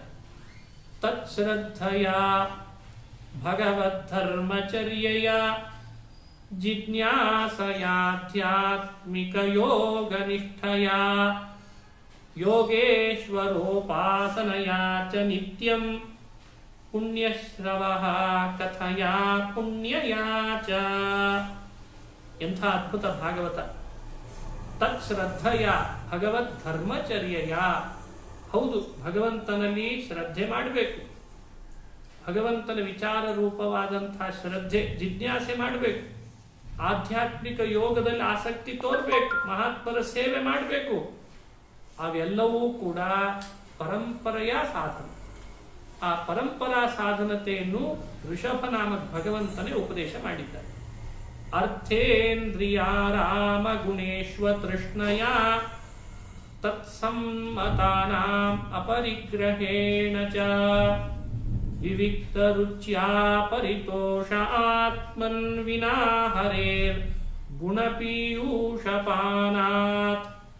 ಅಹಿಂಸಯ ಪಾರಮಹಂಸ್ಯಚರ್ಯಯ ಸ್ಮೃತ್ಯಾ ಮುಕುಂದಾ ಚರಿತಾಗ್ರ್ಯಸೀಧುನಾ ಯಮೈರಕಾಮೈರ್ನಿಯಮೈರನಿಂದಯ ನಿರೀಹಯ ದ್ವಂದ್ವತಿತಿಕ್ಷಯಾ ಚ ಹರೇರ್ಮುಹುಸ್ತತ್ಪರಕರ್ಣಪೂರಯ ಗುಣಾಭಿಧಾನೇನ ವಿಜೃಂಭಮಾಣಯ ಭಕ್ತ್ಯಾಹ್ಯಸಂಗಃ ಸದಸತ್ಪರಾತ್ಮನಿ ಸ್ಯಾನ್ನಿರ್ಗುಣೇ ಬ್ರಹ್ಮಣಿ ಚಾಂಜಸಾರತಿಃ. ಋಷಭನಾಮಕ ಪರಮಾತ್ಮ ತನ್ನ 100 ಜನ ಮಕ್ಕಳನ್ನು ಕುರಿತು ಈ 6 ಶ್ಲೋಕಗಳನ್ನ ಅವ್ರ ಮುಂದೆ ಹೇಳಿದ್ದಂತೆ. ಅಭಿಪ್ರಾಯ ಕೊನೆ ಶ್ಲೋಕದಲ್ಲಿ ಹೇಳ್ತು, ಭಕ್ತ್ಯಾಹ್ಯ ಸಂಗ ಸದಸತ್ಪರಾತ್ಮನಿ ಸ್ಯಾನ್ನಿರ್ಗುಣೇ ಬ್ರಹ್ಮಣಿ ಚಾಂಜಸಾರತಿ. ನಿರ್ಗುಣೇ ಬ್ರಹ್ಮಣಿ ಅಂಜಸಾರತಿ ಇತರತ್ರ ಅಸಂಗ. ಇದನ್ನು ಕೊನೆಯಲ್ಲಿ ಹೇಳಿ ಇದಕ್ಕೆ ಯಾವುದು ಸಾಧನ ಅನ್ನೋದನ್ನು ಉಪದೇಶ ಮಾಡಿದ್ದಾನೆ. ಹಾಗಾದ್ರೆ ನಾವು ಭಗವಂತನಲ್ಲಿ ಶ್ರದ್ಧೆ ಮಾಡೋದಿರಬಹುದು, ಆಧ್ಯಾತ್ಮಿಕ ವಿಚಾರ, ಮಹಾತ್ಮರ ಸೇವೆ, ಮಹನ್ನಿಂದ ಪರಿತ್ಯಾಗ, ಗ್ರಾಮ್ಯ ಸುಖಗಳ ಉಪರಮ, ಇಂದ್ರಿಯಗಳ ಜಯ, ವಿವಿಕ್ತ ದೇಶ ಸೇವಾ ಹಾಗೂ ದ್ವಂದ್ವ ತಿತಿಕ್ಷೆ, ಇವೆಲ್ಲವೂ ಕೂಡ ಪುರುಷಾರ್ಥ ಸಾಧನಕ್ಕೆ ಸಾಧನ ಅಂತ ಭಾವಿಸಬೇಕು. ಇದನ್ನ ವಿಷ್ಣು ತೀರ್ಥರು ಅನುಸಂಧಾನ ಮಾಡಿಸ್ತಾರೆ ಅರಣ್ಯಕಾಚ. ಇವೇ ನೇರ ಸಾಧನ ಅಲ್ಲಪ್ಪ, ಇದು ಪರಂಪರೆಯ, ಹೀಗೆ ವ್ಯಾಖ್ಯಾನ ಮಾಡಿ ಕೊನೆಗೆ ಈ ಪ್ರಕರಣವನ್ನು ಮುಕ್ತಾಯ ಮಾಡುವಾಗ ಸರಿ ಆಯ್ತಂತೂ ನೀವು ತಿಳಿಸಿದಂತೆ ಸಂತು ಏತಾನಿ ಅಸಂಗ ರತ್ಯೋ ಸಾಧನಾನಿ. ಅಸಂಗ ಹಾಗೂ ಭಗವಂತನಲ್ಲಿ ವಿಶೇಷ ಸಂಘಕ್ಕೆ ಇದುವರೆಗೂ ಹೇಳಿದ ಈ 16 ಸಾಧನಗಳು ಅಂತ ಹೇಳಿದ್ರಿ, ಒಪ್ಪುಕೊಳ್ಳುತ್ತೇವೆ. ಸಾಧನಾನಿ ಸಾಧ್ಯಂಚ ಏತಾಭ್ಯಾಂ ಕೀದೃಶಮಿತ್ಯತಸ್ತತಃ. ಈ 16 ನಾವು ಪಡೆಯೋದು ಹೇಗೆ ಅಂತ. ದೇವರಲ್ಲಿ ಶ್ರದ್ಧೆ ಹೇಗೆ ಮೂಡಬೇಕು, ದೇವರಲ್ಲಿ ಶ್ರದ್ಧೆ ಮೂಡ್ಲಿ ಅಂತ ಹೇಗೆ ಸಾಧ್ಯ, ಯಾವುದರಿಂದ ಮೂಡಬೇಕು? ಬಹಳ ಜನಗಳಿಗೆ ಭಗವಂತನಲ್ಲಿ ಶ್ರದ್ಧೆನೇ ಇಲ್ಲ. ಶ್ರದ್ಧೆ ಹೇಗೆ ಮೂಡಬೇಕು?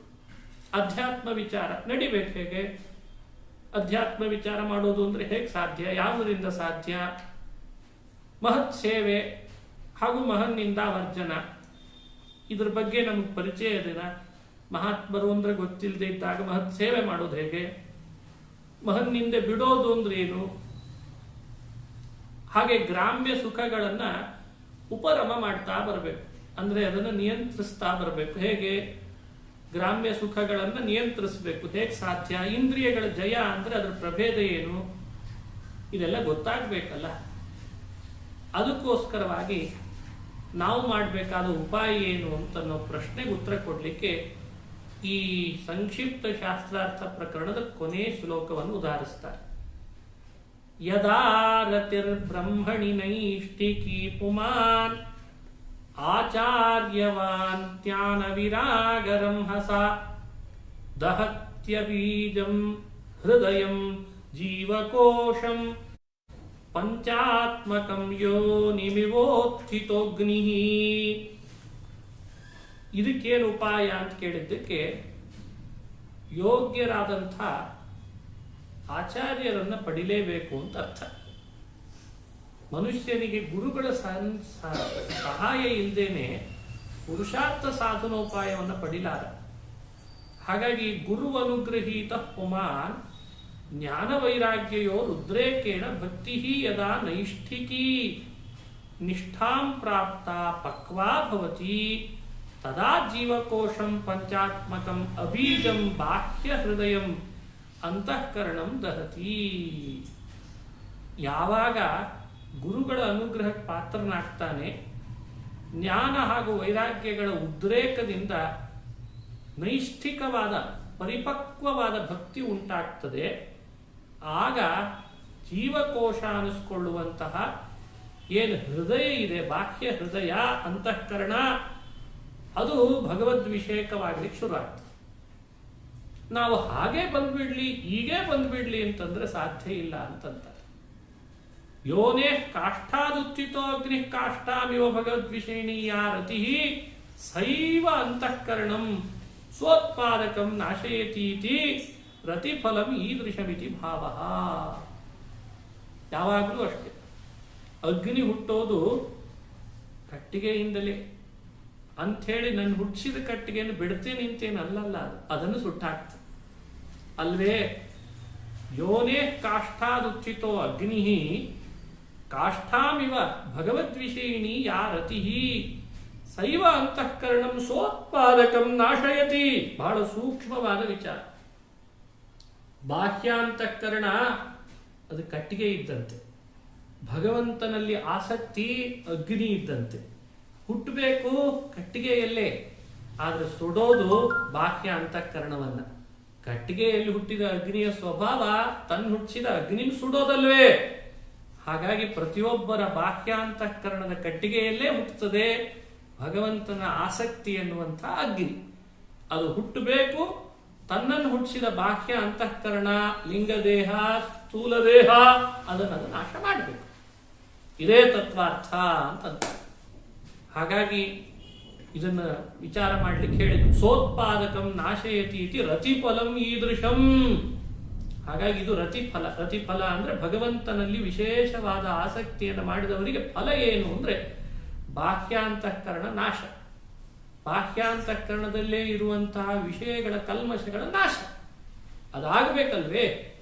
ಅದಕ್ಕಾಗಿ ಇದೆಲ್ಲ ಉಪಾಯ. ತದನೇನ ಪದ್ಯಷಟ್ಕೇನ ಆವಿಷ್ಟಚಿತ್ತ ಇತ್ಯುಕ್ತ ಚಿತ್ತವೃತ್ತೌ ದಾರ್ಢ್ಯರೂಪಸ್ಯ ವಿಶೇಷಸ್ಯ ತದ್ವಿಷಯೇ ನಿರ್ಗುಣತ್ವಸ್ಯ ತತ್ಸಾಧನೆ ಶೃಣ್ವನ್ನಿತ್ಯಾದ್ಯುಕ್ತ ಶ್ರವಣಾದಿತೋ ಅಧಿಕಾನಾಂ ಸಾಧನಾನಾಂ ನ ಭವಾಯ ಕಲ್ಪತ ಇತ್ಯುದಿತೆ ಸಾಧ್ಯೆ. ಸಂಸಾರ ನಿವೃತ್ತಿ ರೂಪ ಫಲೆ ಪ್ರತಿಯೋಗಿ ವಿಶೇಷಸ್ಯ ಆಚಾರ್ಯವಾನ್ ಇತಿ ಆಚಾರ್ಯ ಪ್ರಸಾದಸ್ಯ ಚ ಅಧಿಕಸ್ಯ ಕಥನೇನ ಸಂಕ್ಷಿಪ್ಯ ಶಾಸ್ತ್ರಾರ್ಥ ಪ್ರತಿಪಾದಕಂ ಶೃಣ್ವನ್ ಇತಿ ಪದ್ಯಂ ವಿವೃತಂ ಭವತಿ. ಅಂದ್ರೆ ಅಭಿಪ್ರಾಯ, 6 ಶ್ಲೋಕಗಳಿಂದ ನಾವು ಇದುವರೆಗೂ ತಿಳಿಸಿದಂಥ ಪ್ರಮುಖವಾದ ವಿಷಯ ಏನು? ಪರಮಾತ್ಮನಲ್ಲಿ ಮನಸ್ಸನ್ನ ದೃಢವಾಗಿ ಇರಿಸೋದು. ಅದು ಭಗವಂತನಲ್ಲಿ ವಿಶೇಷವಾದ ಆಸಕ್ತಿಯನ್ನು ಹೊಂದಲಿಕ್ಕೆ ಕಾರಣವಾಗ್ತದೆ. ಅದೇ ನಿಜವಾದ ಸಾಧನ, ಅಧಿಕ ಸಾಧನ. ಅದರಿಂದ ನಾವು ಸಂಸಾರದಲ್ಲಿ ಮತ್ತೆ ಬರಲಿಕ್ಕೆ ಸಾಧ್ಯ ಇಲ್ಲ.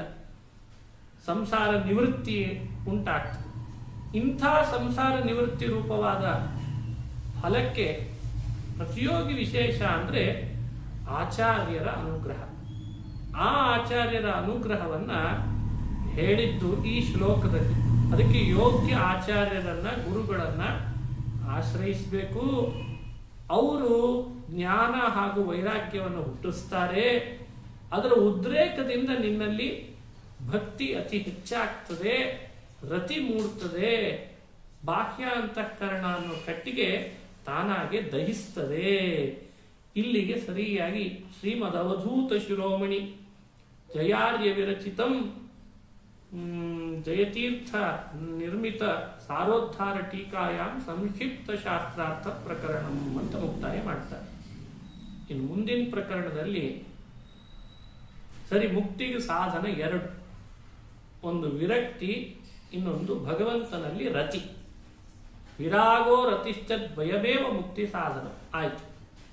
ತತ್ರ ಸಾಧನಾನಿಚ ಇತರಾಣೀತಿ ಪ್ರತಿಪಾದಿತಂ ಪೂರ್ವ ಪ್ರಕರಣ. ಅಂತೂ ಇಂತೂ ವೈರಾಗ್ಯಕ್ಕಾಗಿ ದೇವರಲ್ಲಿ ಅತ್ಯಂತ ರತಿ ಉಂಟಾಗಲಿಕ್ಕೋಸ್ಕರ ಇಲ್ಲಿ ಉಳಿದ ಸಾಧನಗಳು ಅಂತ ನಿರೂಪಣೆ ಮಾಡಿದ್ರಿ. ತತ್ರ ವೈರಾಗ್ಯಂ ಕಥಂ ಸ್ಯಾತ್, ವೈರಾಗ್ಯ ಹ್ಯಾಗ್ ಬರೋದು ಅಂತ ಪ್ರಶ್ನೆ. ತಸ್ಯ ಸಂಸಾರಸ್ಯ ಹೇಯತೆಯ ವ್ಯುತ್ಪಾದ್ಯತೆ ಅಸ್ಮಿನ್ ಪ್ರಕರಣೆ. ಹೇಯತಾ ವ್ಯುತ್ಪಾದ್ಯತೆ ಅಸ್ಮಿನ್ ಪ್ರಕರಣೆ ತದರ್ಥ. ಅಂದ್ರೆ ವೈರಾಗ್ಯ ಮನುಷ್ಯನಿಗೆ ಬರಬೇಕು ಅಂತಂದಾಗ ಅದು ಸುಲಭ ಸಾಧ್ಯ ಅಲ್ಲ. ವೈರಾಗ್ಯ ಬರಬೇಕಾದ್ರೆ ಸಂಸಾರವನ್ನು ಹೇಯ ಅಂತ ನಿರೂಪಣೆ ಮಾಡಬೇಕು. ಇದು ಹೇಯ ಅನ್ನೋ ಬುದ್ಧಿನೇ ಹುಟ್ಟದೆ ಹೋದ್ರೆ ವೈರಾಗ್ಯ ಎಲ್ಲಿ ಬರ್ತದೆ? ಯಾವುದೇ ವಸ್ತುವನ್ನ ನಾವು ಅದರಿಂದ ಬಿಡಿಸ್ಬೇಕಾದ್ರೆ ಅದರಿಂದ ಆಗುವ ಪರಿಣಾಮ ಅನಾಹುತಗಳನ್ನು ಪರಿಚಯಿಸಬೇಕಲ್ಲ. ಇದು ಕ್ಯಾನ್ಸರ್ ಬರ್ತದೆ, ನಿಮ್ಮ ಗಂಟ್ಲುಗಳಿಗೆ ರೋಗವಾಗ್ತದೆ, ಗಂಟ್ಲೆಲ್ಲ ಉಬ್ಬು ಬಿಡ್ತದೆ, ಆದ್ರಿಂದ ಧೂಮಪಾನ ಮಾಡಬೇಡ್ರಿ, ಹಿಂಗೆಲ್ಲ ಹೇಳ್ಬೇಕು. ಅದ್ರದ್ದೆಲ್ಲ ಹೇಳ್ಬೇಕಲ್ಲ. ಇಷ್ಟು ಹೇಳಿದ್ರು ತಗೋತಾರ ಅಂದ್ಮೇಲೆ ಹಣೆ ಬಾರಿ ಏನಿರಬೇಡ ಹೇಳ್ರಿ ನೋಡ್ರಿ. ಅಂತೂ ಒಂದನ್ನ ನಾವು ಬಿಡಿಸ್ಬೇಕಾದ್ರೆ, ವೈರಾಗ್ಯ ಬರಬೇಕಾದ್ರೆ ಹೇಯತಾ ವ್ಯುತ್ಪಾದನೆ ಮಾಡಬೇಕು. ಅದನ್ನು ಈ ಪ್ರಕರಣದಲ್ಲಿ ಮಾಡ್ತಾರೆ. ಅದರಲ್ಲಿಯೂ ಪ್ರಧಾನವಾಗಿ ಹೇಯ ಅಂತ ಮೊದಲು ನಿರೂಪಿಸಬೇಕಾಗಿರೋದು ಯಾವುದರಲ್ಲಿ ಅಂತ ಪ್ರಶ್ನೆ. ದೇಹ ದಾರಾಗಾರಾದಿಷು ಸಂಗೋಹಿ ಸಂಸಾರ. ಸಂಸಾರ ಅಂದ್ರೆ ಏನು? ದೇಹ, ಮನೆ, ಅದೇ ಮಡದಿ, ಮಕ್ಕಳು, ಗಂಡ, ಈ ವ್ಯವಸ್ಥೆಯನ್ನೇ ತಾನೇ ಸಂಸಾರ ಅಂತ ಒಂದು ಕಲ್ಪನೆ ನಮಗಿರೋದು. ತಸ್ಯ ಪ್ರಾಗನಂತರಂ ಮಧ್ಯೆ ಚ ಅವಸ್ಥಾತ್ರಯೇ ಇತಿ ಸರ್ವತ್ರಾಪಿ ವಿಚಾರ್ಯ ಮಾಡೇ ದುಃಖ ಪರಂಪರೆ. ಯೋಚನೆ ಮಾಡಿ, ಈ ಸಂಸಾರದೊಳಗೆ ಹುಟ್ಟುವ ಮುನ್ನವೋ, ಹುಟ್ಟಿದ ನಂತರವೋ ಮತ್ತು ಮಧ್ಯದಲ್ಲಿ ಈ 3 ಅವಸ್ಥೆಗಳಲ್ಲಿಯೂ ಕೂಡ ವಿಚಾರ ಮಾಡಿದ್ರೆ ದುಃಖದ ಪರಂಪರೆನೇ ಇದೆ, ದುಃಖದ ಹೊಳೆನೇ ಹರಿದುಬಿಟ್ಟಿದೆ ಅಂತ ತೋರಿಸ್ತಾರೆ. ತತ್ರ ವಿರಾಗೇಣ ತಾವತ್ ದುಃಖ ನಿವೃತ್ತಿ. ಇಂಥ ಸಂಸಾರದಲ್ಲಿ ವೈರಾಗ್ಯ ತಾಳದೆ ಹೋದ್ರೆ ಪರಂಪರೆಯಂತೆ, ಹೊಳೆಯಂತೆ ಹರಿದಿದೆ ದುಃಖ. ಆದ್ರೂ ವೈರಾಗ್ಯ ತಾಳದೆ ಹೋದ್ರೆ ಮತ್ತೆ ದುಃಖ ಹೇಗೆ ಪರಿಹಾರ ಮಾಡಿಕೊಳ್ಳೋದು? ಅದನ್ನ ತಿಳಿಸ್ಲಿಕ್ಕೆ ಹೊರಟು. ತಥಾ ತಸ್ಯ ಜ್ಞಾನ ಭಕ್ತಿ ಸ್ಥಿರೀಕರಣ ಹೇತುತಯ ಪ್ರಸಾದ ವಿಶೇಷ ಸಾಧನತೆಯ ಚ ಮಹಾಪುರುಷಾರ್ಥ ಲಾಭಶ್ಚ. ನೆನಪಿಟ್ಟುಕೊಳ್ಬೇಕು, ಜ್ಞಾನ ಹಾಗೂ ಭಕ್ತಿಗಳು ಸ್ಥಿರವಾಗಬೇಕು, ಮೇಲಾಗಿ ಸಂಸಾರದಲ್ಲಿ ವೈರಾಗ್ಯ ಮೂಡಬೇಕು, ಇವೆರಡೂ ಆಗಬೇಕು. ಅದರಿಂದ ಮಹಾಪುರುಷಾರ್ಥ ಲಾಭ ಆಗ್ತದೆ. ಅದಕ್ಕಾಗೇನೆ ವೈರಾಗ್ಯವನ್ನು ಹುಟ್ಟಿಸಬೇಕು ಅನ್ನೋದು ಈ ಪ್ರಕರಣದ ಉದ್ದೇಶ ಅಂತಂತ. ನ ತಸ್ಯ ತತ್ವಗ್ರಹಣಾಯ ಸಾಕ್ಷಾತ್ ವರೀಯಸೀರಪಿ ವಾಚ ಸಮಾಸನ್ ಸ್ವಪ್ನೇ ನಿರುಕ್ತ್ಯಾಗ್ರಹಮೇಧಿ ಸೌಖ್ಯಂ ನ ಯಸ್ಯ ಹೇಯಾನುಮತಂ ಸ್ವಯಂ ಸ್ಯಾತ್. ಯಸ್ಯ ಸ್ವಪ್ನೇ ನಿರುಕ್ತ್ಯ ಗೃಹಮೇಧಿ ಸೌಖ್ಯಂ. ಯೋಚನೆ ಮಾಡಿ, ಹೇಯಾನುಮತಂ ನ ಸ್ಯಾತ್ ಅಂದ್ರೆ ಕನಸಿನಲ್ಲೂ ಕೂಡ ಈ ಗೃಹಸ್ಥನಾದ ಏನು ವೈಷಯಿಕ ಸುಖ ಇದೆ, ಗೃಹಮೇಧಿನ ವೈಷಯಿಕಂ ಸುಖಂ ಸ್ವಬುದ್ಧ್ಯ ಹೇಯತ್ವೇನ ನ ಅನುಮತಂ ಸ್ಯಾತ್. ತಸ್ಯ ಸಾಕ್ಷಾತ್ ಅಪೌರುಷೇಯತ್ವೇನ ವರೀಯಸೋಪಿ ವೇದವಾಚಃ ನ ಪರತತ್ವಬೋಧನಾಯ ಸಮರ್ಥಾ ಭವಂತಿ. ವೇದಗಳು ಅಪೌರುಷೇಯ, ವೇದಗಳು ಯಾರೂ ನಿರ್ಮಾಣ ಮಾಡಿದ್ದಲ್ಲ. ವೇದದ ವಿಷಯಗಳು ಅಷ್ಟೇ ಗಂಭೀರ, ಅಷ್ಟೇ ಪ್ರಭಾವಶಾಲಿ. ಅವುಗಳ ಉಪನ್ಯಾಸ, ಅವುಗಳ ಮಾತು, ಅವುಗಳ ವಿಚಾರ ಮಾಡ್ತಾ ಇದ್ರೆ ಎಂಥವನ ಮೇಲೂ ಪ್ರಭಾವ ಬೀರಬೇಕು ನಿಜವಾಗಿ. ಆದರೆ ನಮ್ಮ ಮೇಲೆ ಬೀರ್ತಾ ಇದೆ ನೋಡಿ. ಯಾಕೆ ಅಂತ ಪ್ರಶ್ನೆ. ಯಾಕೆ ವೇದಗಳ ಅಪೌರುಷೇಯ ಅಂತೀರಿ, ಭಾರಿ ಪ್ರಭಾವಶಾಲಿ ಅಂತ ಹೇಳಿದ್ರಿ, ಎಂಥವನ ಮೇಲೂ ಪ್ರಭಾವ ಬೀರ್ಬೇಕು, ನಮ್ಮ ಮೇಲೆ ಪ್ರಭಾವ ಬೀರ್ತಾ ಇಲ್ಲ. ಅದು ನೋಡಿ ಎಷ್ಟು ಶೆಡ್ ಹೊಡೆದು ನಿಂತಿದೆ. ನಾವು ಅಪೌರುಷೇ ವೇದವು ನಮ್ಮ ಮೇಲೆ ಏನೂ ಪರಿಣಾಮ ಬೀರಬಾರ್ದು ಹಂಗೆ ಮಾಡಿಟ್ಟಿದ್ದೇವೆ. ಯಾಕೆ? ಅದು ಉತ್ತರ ಕೊಡ್ತಾರೆ. ಸಾಂಸಾರಿಕ ಸುಖವನ್ನ ಇದು ಹೇಯ ಅಂತ ನಾವು ಯೋಚನೆ ಮಾಡಿಲ್ಲಂತೆ, ಅದಕ್ಕೆ ನಮಗೆ ವೇದ ಏನು ಮಾಡ್ಬೇಕು ಪಾಪ.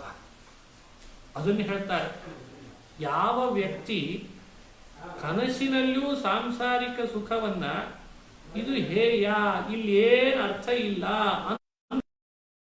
ಬಾರಿಯೂ ಮಾಡದೇ ಇದ್ದವನಿಗೆ ಅಪೌರುಷೇ ವೇದದ ಮಾತು ಹೇಳಿದ್ರೆ ಏನ್ ಮಾಡ್ತದ ಪಾಪ. ಅದು ಬಹಳ ಜನ ಕೇಳ್ತಿರ್ತಾರೆ, ನೀವ್ ಯಾಕೆ ಇಷ್ಟು ಪ್ರವಚನ ಇಷ್ಟು ಮಾತಾಡಿದ್ರು ಅವ್ರಿಗೆ ಯಾಕೆ ವೈರಾಗ್ಯ ಹುಟ್ಲಿಲ್ರಿ ಅಂತ ಕೇಳ್ತಾರೆ. ಅಂದ್ರೆ ನಿಮ್ ಭಾಗವತ ಏನು ಕೆಲಸ ಮಾಡಲಿಲ್ಲ ಅಂತ ತಾನೇ ಅರ್ಥ. ನೋಡ್ರಿ, ಅವ್ರ ಮಾತೆಲ್ಲ ಎಷ್ಟು ಕೆಲಸ ಮಾಡ್ತದೆ. ಅವ್ರು ಹಾಡು ಹೇಳಿದ ಕೂಡಲೇ ಏನು ಹಾಡು, ಎಷ್ಟು ಜನ ನೋಡ್ತಾರೆ, ಎಷ್ಟು ಜನ ಕೇಳ್ತಾರೆ. ನಿಮ್ದು ವೇದ ಅಂತೀರಿ, ಅಪೌರುಷೇಯ ಅಂತೀರಿ, ಯಾರು ಮಾಡದೇ ಇದ್ದದ್ದು ಅಂತೀರಿ, ಸತ್ಯದ ವಚನಗಳು ಅಂತೀರಿ, ಆದ್ರೂ ಯಾರ ಮೇಲೂ ಪರಿಣಾಮ ಬೀರಲ್ಲ. ಯಾಕೆ ಪರಿಣಾಮ ಬೀರಲ್ಲ? ಪುರಾಣ ಭಾಗವತ ಬರೆದದ್ದು ವೇದವ್ಯಾಸರು, ಕೇಳೋರೆ 4 ಜನ ಕೇಳ್ತಾರೆ, ಬಹಳ ಕಡಿಮೆ ಸಂಖ್ಯೆ. ಆದ್ರೆ ಒಬ್ಬ ಯಾವುದಾದ್ರೂ ಒಂದು ಪ್ರಕೃತಿಯನ್ನ, ಹೆಣ್ಣನ್ನ ಹೊಗಳೋ ಹಾಡು ಬರೆದು ಬಿಟ್ಟ ಅಂತಂದ್ರೆ ಎಷ್ಟು ಜನರಿಗೆ ಅದು ಮುಟ್ತದೆ, ಎಷ್ಟು ಜನ ಕೇಳ್ತಾರೆ. ಅವರೆಲ್ಲರ ಮೇಲೆ ಪರಿಣಾಮ ಆಗ್ಬೇಕಾದ್ರೆ ಮತ್ತಲ್ಲೊಂದು ಗುಂಪು ಬೇರೆ ಸೃಷ್ಟಿಯಾಗಿರ್ತದೆ. ಇಷ್ಟು ಲಕ್ಷ ಜನರನ್ನ ಅವರು ರೀಚ್ ಆಗಿದ್ದಾರೆ ಅಂದ್ರೆ ಅವ್ರದ್ದು ಎಷ್ಟು ಪ್ರಭಾವ ಇರಬೇಡ ನೋಡ್ರಿ, ಎಷ್ಟು ಶಕ್ತಿ ಇರಬೇಡ. ನಿಮ್ದು ಹಂಗಲ್ಲ, ನಿಮ್ 4 ಜನ ನೋಡ್ತಾರೆ. ಅಂದ್ರೆ ಈ ವೇದಗಳು ಕೂಡ ಅಪೌರುಷೇಯವಾಗಿಯೂ ಸತ್ಯ ದರ್ಶನ ಹೊರಟವುಗಳು ಪರಿಣಾಮನೇ ಮಾಡ್ತಾ ಇಲ್ಲಲ್ಲ. ಏನಿದ್ರ ರಹಸ್ಯ? ಯಾರ ಮೇಲೆ ಅವು ಪರಿಣಾಮ ಮಾಡ್ತಾವೆ? ಅದಕ್ಕೆ ಸಾರೋದ್ಧಾರಕಾರರಂತಾರೆ, ಕನಸಿನಲ್ಲೂ ಕೂಡ ಸಾಂಸಾರಿಕ ವೈಷಯಿಕ ಸುಖವನ್ನ ಇದು ಎಂದಿದ್ರೂ ಇದು ಅಸ್ಥಿರ ಹೇಯ ಅನ್ನೋ ಯೋಚನೆ ಮಾಡದೇ ಇರೋವನು ವೇದ ಕೇಳಿದ್ರೆ ಏನು, ರಾಮಾಯಣ ಕೇಳಿದ್ರೆ ಏನು, ಮಹಾಭಾರತ ಕೇಳಿದ್ರೆ ಏನು ಅಂತ. ಭೂಮಿನೇ ಹದ ಮಾಡದೆ ಯಾವ ಬೀಜ ಬಿತ್ತಿದ್ರೆ ಏನಪ್ಪ, ಎಷ್ಟು ಗೊಬ್ಬರ ಹಾಕಿದ್ರೆ ಏನು, ಹದ ಆಗದ ಭೂಮಿಯೊಳಗೆ ಹೋಗಿ ಬೀಜ ಬಿತ್ತಿ ಬೆಳೆ ಬೆಳಿತೇನೆ ಅಂತ ಅನ್ನೋದು ಹೇಗೆ ಸಾಹಸವೋ. ಮನುಷ್ಯ ಸಾಂಸಾರಿಕ ಸುಖವನ್ನ ಹೇಯ ಅಂತ ಆಲೋಚನೆ ಮಾಡದೇ ಇದ್ದಾಗ ಅವನ ಮನಸ್ಸು ಅದು ಹದ ಆಗಿಲ್ಲ ಅಂತ ಅರ್ಥ. ಅಂಥವನ ಮನೋಭೂಮಿಕೆಯಲ್ಲಿ ಹೋಗಿ ನಾನು ನಿನಗೆ ಭಾಗವತ ಹೇಳ್ತೀನಿ ಬಾ ಅನ್ನೋದು, ನಾ ಬರಲ್ಲ ಅನ್ನೋದು. ನಾನು ನಿನಗೆ ಭಾಗವತ ಧರ್ಮಗಳನ್ನು ಅಯ್ಯೋ ನಂಗೆ ಬಿಟ್ಬಿಡೋ ಮಾರೇ, ನಂದೇ ನನಗಾಗಿದೆ ಅಂತ ಅವನಂತಿರ್ತಾನೆ. ಇದು ಇವತ್ತಿನ ಪರಿಸ್ಥಿತಿ ಹೀಗಿದೆ. ಇಷ್ಟು ಝಳ ಸ್ಪಷ್ಟವಾಗಿ ಹೇಳ್ತಾರೆ. ಕನಸಿನಲ್ಲಿಯೂ ಅವನಿಗೆ ಸಂಸಾರದ ಸುಖದ ಬಗ್ಗೆ ಬಹಳ ದೊಡ್ಡ ಕಲ್ಪನೆ ಇದೆ ಹೊರತು ಇದು ಅಸ್ಥಿರ, ಇದು ಅಲ್ಪ ಅನ್ನೋ ಭಾವ ಇಲ್ಲವೇ ಇಲ್ಲ, ಅದು ಹುಟ್ಟೇ ಇಲ್ಲ.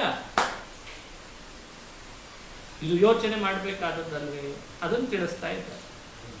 ಹಾಗಾಗಿ ಸ್ವಪ್ನೇಪಿ ಸಂಸಾರ ಸುಖಂ ಧ್ಯೇಯತೆಯ ಯಸ್ಯ ನ ಅನುಮತಂ ತಸ್ಯ ವರೀಯಸಿ ವೇದವಾಚಃ.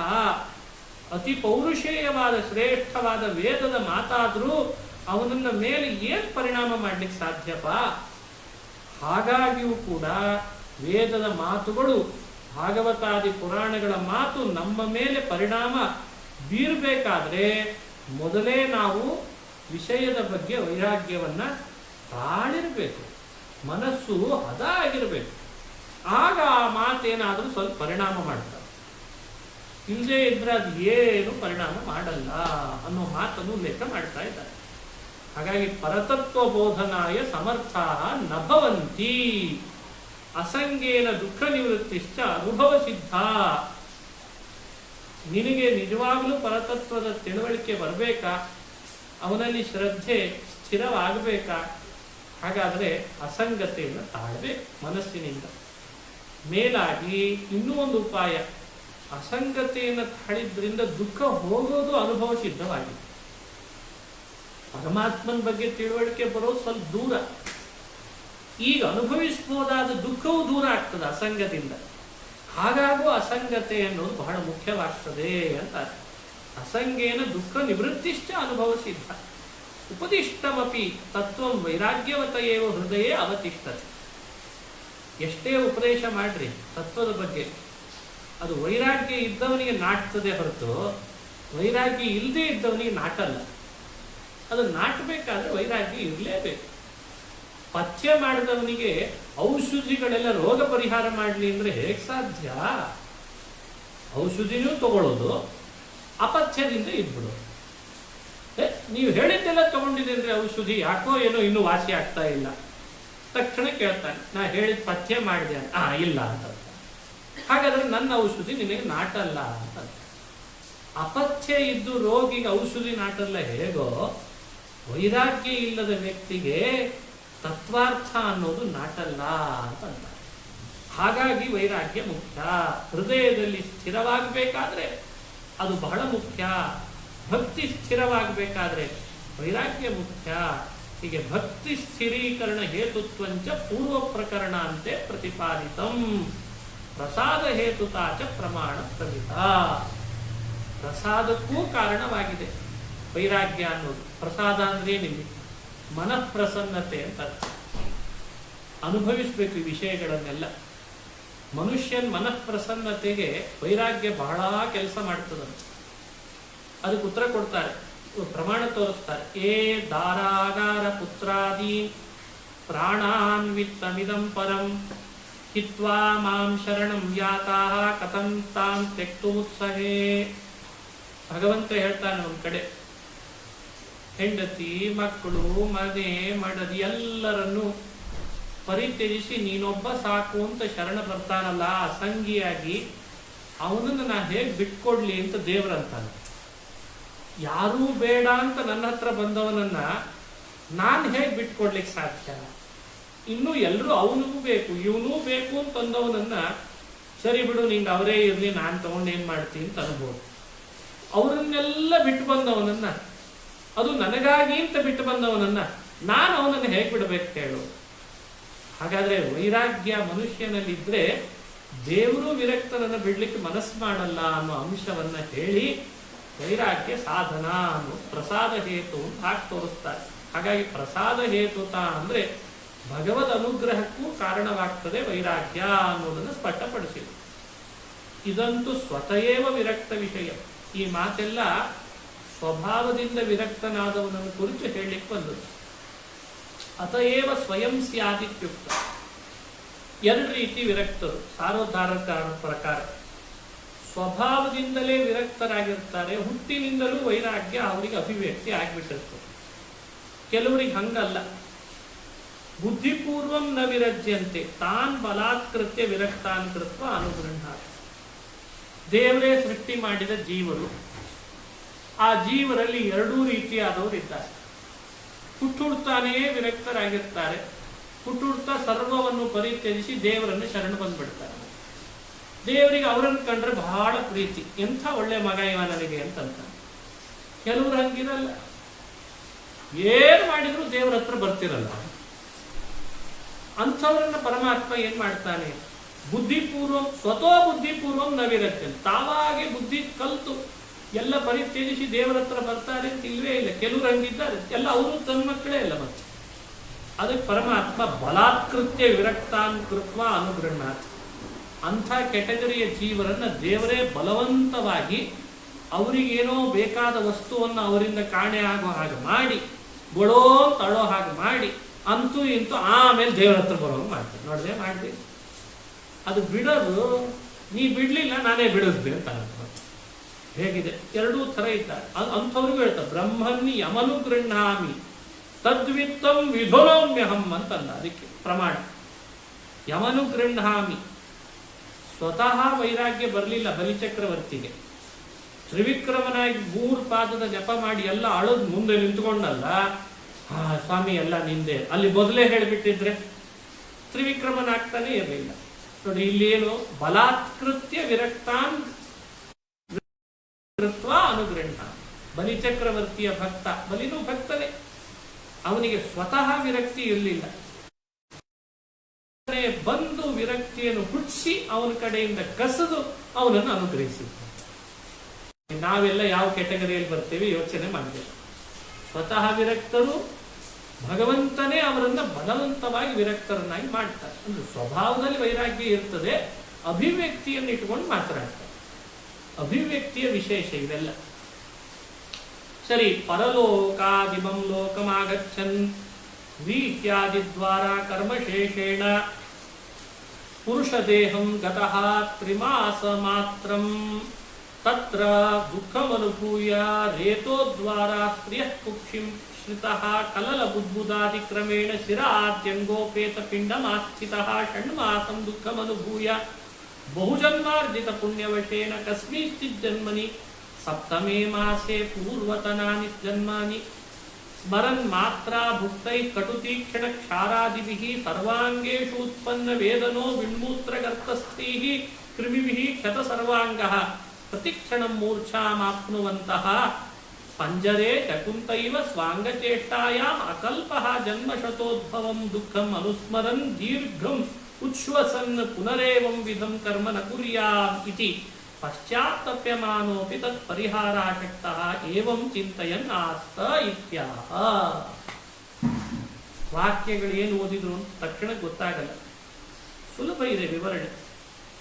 ಒಬ್ಬ ಜೀವ ತನ್ನ ಕರ್ಮಾನುಸಾರ ಭೂಮಿಗೆ ಅಂತ ಬರುವಾಗ ಪರಲೋಕದಿಂದ ತಾನು ಧಾನ್ಯದ ರಾಶಿಯಲ್ಲಿ ಸೇರ್ಕೊಳ್ತಾನೆ. ಧಾನ್ಯದ ರಾಶಿಯಲ್ಲಿ ಕರ್ಮಾನುಸಾರ ಸೇರಿದವನಿಗೆ ಪುರುಷರ ದೇಹದಲ್ಲಿ ಪ್ರವೇಶ ಮಾಡಿಸ್ತಾನೆ.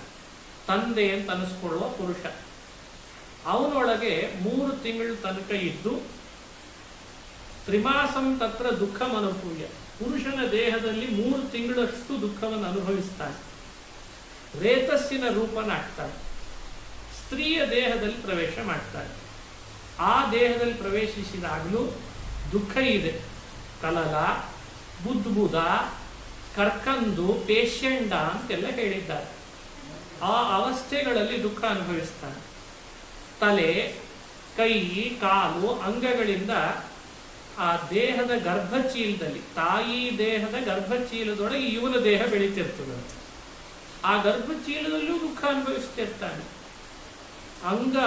ಅಂಗೋಪೇತ ಪಿಂಡಮಾಸ್ಥಿತ 6 ತಿಂಗಳು ದುಃಖ ಅನುಭವಿಸ್ತಾನೆ. ವಿಚಿತ್ರ ದುಃಖ 6 ತಿಂಗಳು ತಾಯಿ ಗರ್ಭವಾಸದಲ್ಲಿ. ಷಣ್ಮಾಸಂ ದುಃಖಂ ಅನುಭೂಯ ಬಹುಜನ್ಮಾರ್ಜಿತ ಪುಣ್ಯವಶೇನ ಕಸ್ಮಿಂಶ್ಚಿತ್ ಜನ್ಮನಿ ಸಪ್ತಮೇ ಮಾಸಿ ಪೂರ್ವತನಾನಿ ಜನ್ಮಾನಿ ಸ್ಮರನ್.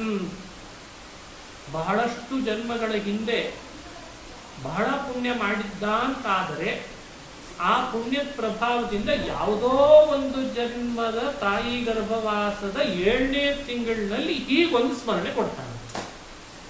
ಅಂದ್ರೆ ಎಲ್ಲಾ ಜನ್ಮದ ತಾಯಿ ಗರ್ಭವಾಸದೊಳಗೂ ಈ ತರದ ಸ್ಮರಣೆ ಇರಲ್ಲ. ಬಹುಜನ್ಮಾರ್ಜಿತ ಪುಣ್ಯವಶೇನ ಕಸ್ಮಿಶ್ಚಿತ್ ಜನ್ಮನಿ ಸಪ್ತಮೇ ಮಾಸಿ ಪೂರ್ವತನಾನಿ ಜನ್ಮಾನಿ ಸ್ಮರನ್. ಅವನ ಹಿಂದಿನ ಜನ್ಮಗಳನ್ನ ತಾನು ಸ್ಮರಣೆ ಮಾಡುವಂತೆ ಆಗ್ತದೆ. ಮಾತ್ರ ಮುಕ್ತೈಹಿ ಕಟು ತೀಕ್ಷ್ಣ ಕ್ಷಾರಾದಿವಿಹಿ, ಅಮ್ಮ ಊಟ ಮಾಡುವ ಕಟು ತೀಕ್ಷ್ಣ ಕ್ಷಾರ ಅವುಗಳ ಆಹಾರ ಅವುಗಳನ್ನು ತಿಂತಾಳೆ. ಇವನ ಗರ್ಭದ ಚೀಲದಲ್ಲಿದ್ದುದರಿಂದ ಸೂಕ್ಷ್ಮ ದೇಹದ ಮೇಲೆ ಸರ್ವಾಂಗಗಳಲ್ಲಿಯೂ ವೇದನವನ್ನು ಅನುಭವಿಸ್ತಾನೆ. ವಿಣ್ಮೂತ್ರ ಗರ್ತಸ್ಥೈ ತ್ರಿವಿಭಿ ಕ್ಷತ ಸರ್ವಾಂಗ, ಮಲ ಮೂತ್ರ ಅವುಗಳು ಸೇರಿರ್ತಾರೆ. ಅದರಲ್ಲಿ ಹುಟ್ಟುವ ಕ್ರಿಮಿಗಳು ಇವನನ್ನು ಬಂದು ಕಚ್ಚುತ್ತಾರೆ. ಅದರ ದುಃಖವನ್ನು ಅನುಭವಿಸ್ತಾನೆ. ಒಂದೇ ಮಾತಿನಲ್ಲಿ ಹೇಳೋದಾದ್ರೆ 3 ಬಾರಿ ಹುಟ್ಟಲಿಕ್ಕೆ ಎಷ್ಟು ದುಃಖ ಅನುಭವಿಸಬೇಕೋ ಅಷ್ಟು ದುಃಖವನ್ನು ಒಂದು ಗರ್ಭವಾಸದಲ್ಲಿ ಅನುಭವಿಸ್ತಾರೆ. ಶತಜನ್ಮೋದ್ಭವಂ ದುಃಖಂ, 100 ಜನ್ಮೋದ್ಭವ ದುಃಖವನ್ನು ಅನುಭವಿಸ್ತಾನೆ. ಇಂಥ ಪರಿಸ್ಥಿತಿ. ಒಂದು ಉದಾಹರಣೆ ಕೊಟ್ಟು, ಶಕುಂತ ಇವ ಪಂಜರೆ, ಪಂಜರದಲ್ಲಿ ಗಿಳಿಯನ್ನು ಇಟ್ಬಿಟ್ರೆ ಅದು ತನ್ನ ಅಂಗಗಳನ್ನ ಚೇಷ್ಟೆ ಮಾಡಲಿಕ್ಕೆ ಎಷ್ಟು ಒದ್ದಾಡ್ತದೆ, ಹೊರಬರಬೇಕು ಅಂತ. ಹೀಗೆ ಜೀವ ತನ್ನಂಗ ಚೇಷ್ಟೆಯಲ್ಲೂ ಅಶಕ್ತನಾಗಿ ಜನ್ಮಶತೋದ್ಭವ ದುಃಖವನ್ನು ಸ್ಮರಣೆ ಮಾಡಿಕೊಂಡು ದೀರ್ಘ ಶ್ವಾಸೋಚ್ಛ್ವಾಸಗಳನ್ನ ಮಾಡ್ತಾ ದೇವರನ್ನ ಮೊರೆ ಇಡ್ತಾನೆ. ಇನ್ನೊಂದ್ಸಲಿ ಹೀಗೆ ಮಾಡಲ್ಲ, ನನ್ನ ಕಾಪಾಡ್ಬಿಡು ಅಂತ ಮೊರೆ ಇಡ್ತಾ ಇರ್ತಾನೆ. ತಪ್ತನಾದಂಥ ಅಶಕ್ತ ಈ ಜೀವ ಗರ್ಭದೊಳಗೆ ಇದ್ದುಕೊಂಡು ಮಾಡುವ ಸ್ತೋತ್ರವನ್ನ ತಿಳಿಸ್ತಾರೆ ಈ ಶ್ಲೋಕದಲ್ಲಿ ಅಂತ ಅರ್ಥ. ಈ ವೈರಾಗ್ಯ ಬರಬೇಕಾದ್ರೆ ಭೂಮಿಗೆ ಬರೋ ಮುನ್ನ ನಮ್ಮ ಪರಿಸ್ಥಿತಿ ಏನಿತ್ತು ಅನ್ನೋದ್ರದ್ದು ವಿವರಣೆ. ದೇಹ್ಯನ್ಯ ದೇಹ ವಿವರೇ ಜಠರಾಗ್ನಿನಾ ವಿಣ್ಮೂತ್ರ ಕೂಪಪತಿತೋ ಭೃಷತಪ್ತ ದೇಹ ಇಚ್ಛನ್ನಿತೋ ವಿವಸಿತುಂ ಗಣಯನ್ ಸ್ವಮಾಸಾನ್ ನಿರ್ವಾಧೀರ್ಭವತಾ ಕದಾನು. ಇದು ಇಲ್ಲಿ ಕೊಟ್ಟಂತ ವಿವರಣೆ.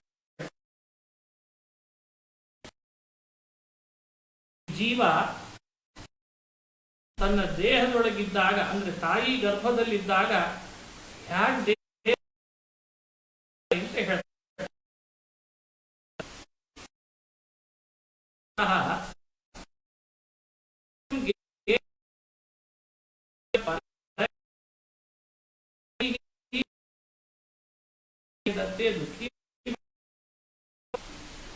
ನಾವು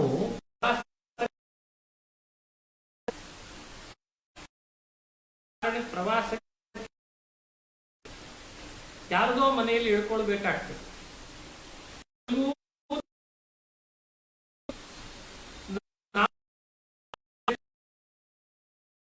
ಹೋದ್ವಿ, ಅವ್ರು ಏನ್ ಮಾಡ್ತಾರೆ, ನಮ್ದೇ ಒಂದು ಪಾಡ್ ಬಿದ್ದು ಇನ್ನೊಂದು ರೂಮ್ ಇದೆ, ಅಲ್ಲಿ ನೀವಿರ್ರಿ ಅಂತ ಹೇಳ್ತಾರೆ. ಸರಿ, ಮತ್ತದು ಕುತ್ಸಿತ ದೇಶ, ಧೂಳು ಹಿಡಿದೋಗಿರ್ತದೆ, ಹುಳ ಹುಪ್ಪಡಿಗಳು ಸೇರ್ಕೊಂಡಿರ್ತಾವೆ. ನಮಗೂ ಅದು ಅನಿವಾರ್ಯ. ಯಾಕೆ ಮುಂದೆ ಹೋಗ್ಬೇಕಂದ್ರೆ ಒಂದ್ ದಿವಸ ತಂಗಿ ಹೋಗ್ಬೇಕಾಗಿರ್ತದೆ, ಅಲ್ಲೇ ಹೋಗ್ಬೇಕು. ಹಂಗೆ ಗರ್ಭವಾಸ ಅನ್ನೋದು ಇದಕ್ಕಿದ್ದಂತೆ ಪ್ರವಾಸ ಕೈಗೊಂಡ ವ್ಯಕ್ತಿಗೆ ಇನ್ಯಾರ್ದೋ ಮನೆಯಲ್ಲಿ ಇಳ್ಕೊಳ್ಳೋ ಪ್ರಸಂಗ ಬಂದಾಗ ಅವು ಚಾತುರ್ಯ ಅನಾಚುರ್ಯ ಏನೇನು ಅನುಭವಿಸ್ಬೇಕಾಗ್ತದೋ ಅದು ಏನು ಅನ್ನೋ ಹಾಗೆ ಅವನು ಏನು ಅನ್ನೋ ನೀನೇ ನಮ್ಮ ಕೊಟ್ಟ ಸ್ಥಳ ಪರಗ್ರಹ ಅಂತ ವ್ಯಾಖ್ಯಾನ ಮಾಡಿಬಿಟ್ಟು. ಉದಾಹರಣೆ, ಯಥಾ ಲೋಕೆ ದೇವದತ್ತ ಸ್ವಯಂ ತನ್ನದೇ ಮನೆ ಇತ್ತು, ಏನಚಿನ್ ನಿಮಿತ್ತೇನ ಪರದೇಹಂ ಗತಃ, ಯಾವುದೋ ಒಂದು ನಿಮಿತ್ತದಿಂದ ಇನ್ನೊಬ್ಬರ ಮನೆಗೆ ಹೋಗ್ಬೇಕಾಯ್ತು. ಗತಃ ತತ್ರ ತೈರ ಕಲ್ಪಿತೆ ಕುತ್ಸಿತೆ ಸ್ಥಳೇ ದತ್ತೆ, ಅವ್ರು ಯಾವ ಸ್ಥಳವನ್ನು ಕೊಡ್ತಾರೋ ಅಲ್ಲಿ ವಾಸ ಮಾಡಿ. ಇಲ್ಲ ಇಲ್ಲ, ನೀವು ವಾಸ ಮಾಡಿರೋ ರೂಮ್ನಲ್ಲೇ ನಾ ಇರ್ತೇನೆ ಅಂತ ಅವ್ರು ಯಾಕೆ ಬಿಡ್ತಾರೆ? ಅವ್ರು ಯಾಕೆ ಬಿಡ್ತಾರೆ? ಹಂಗ ಅಮ್ಮ ಅವಳು ಯಾಕೆ ಬಿಡ್ತಾಳವಳು? ನೀನು ನೀನು ಪರಿಸ್ಥಿತಿ ತಥಾ ಅಯಮಪೀತಿ ಸೂಚನಾಯ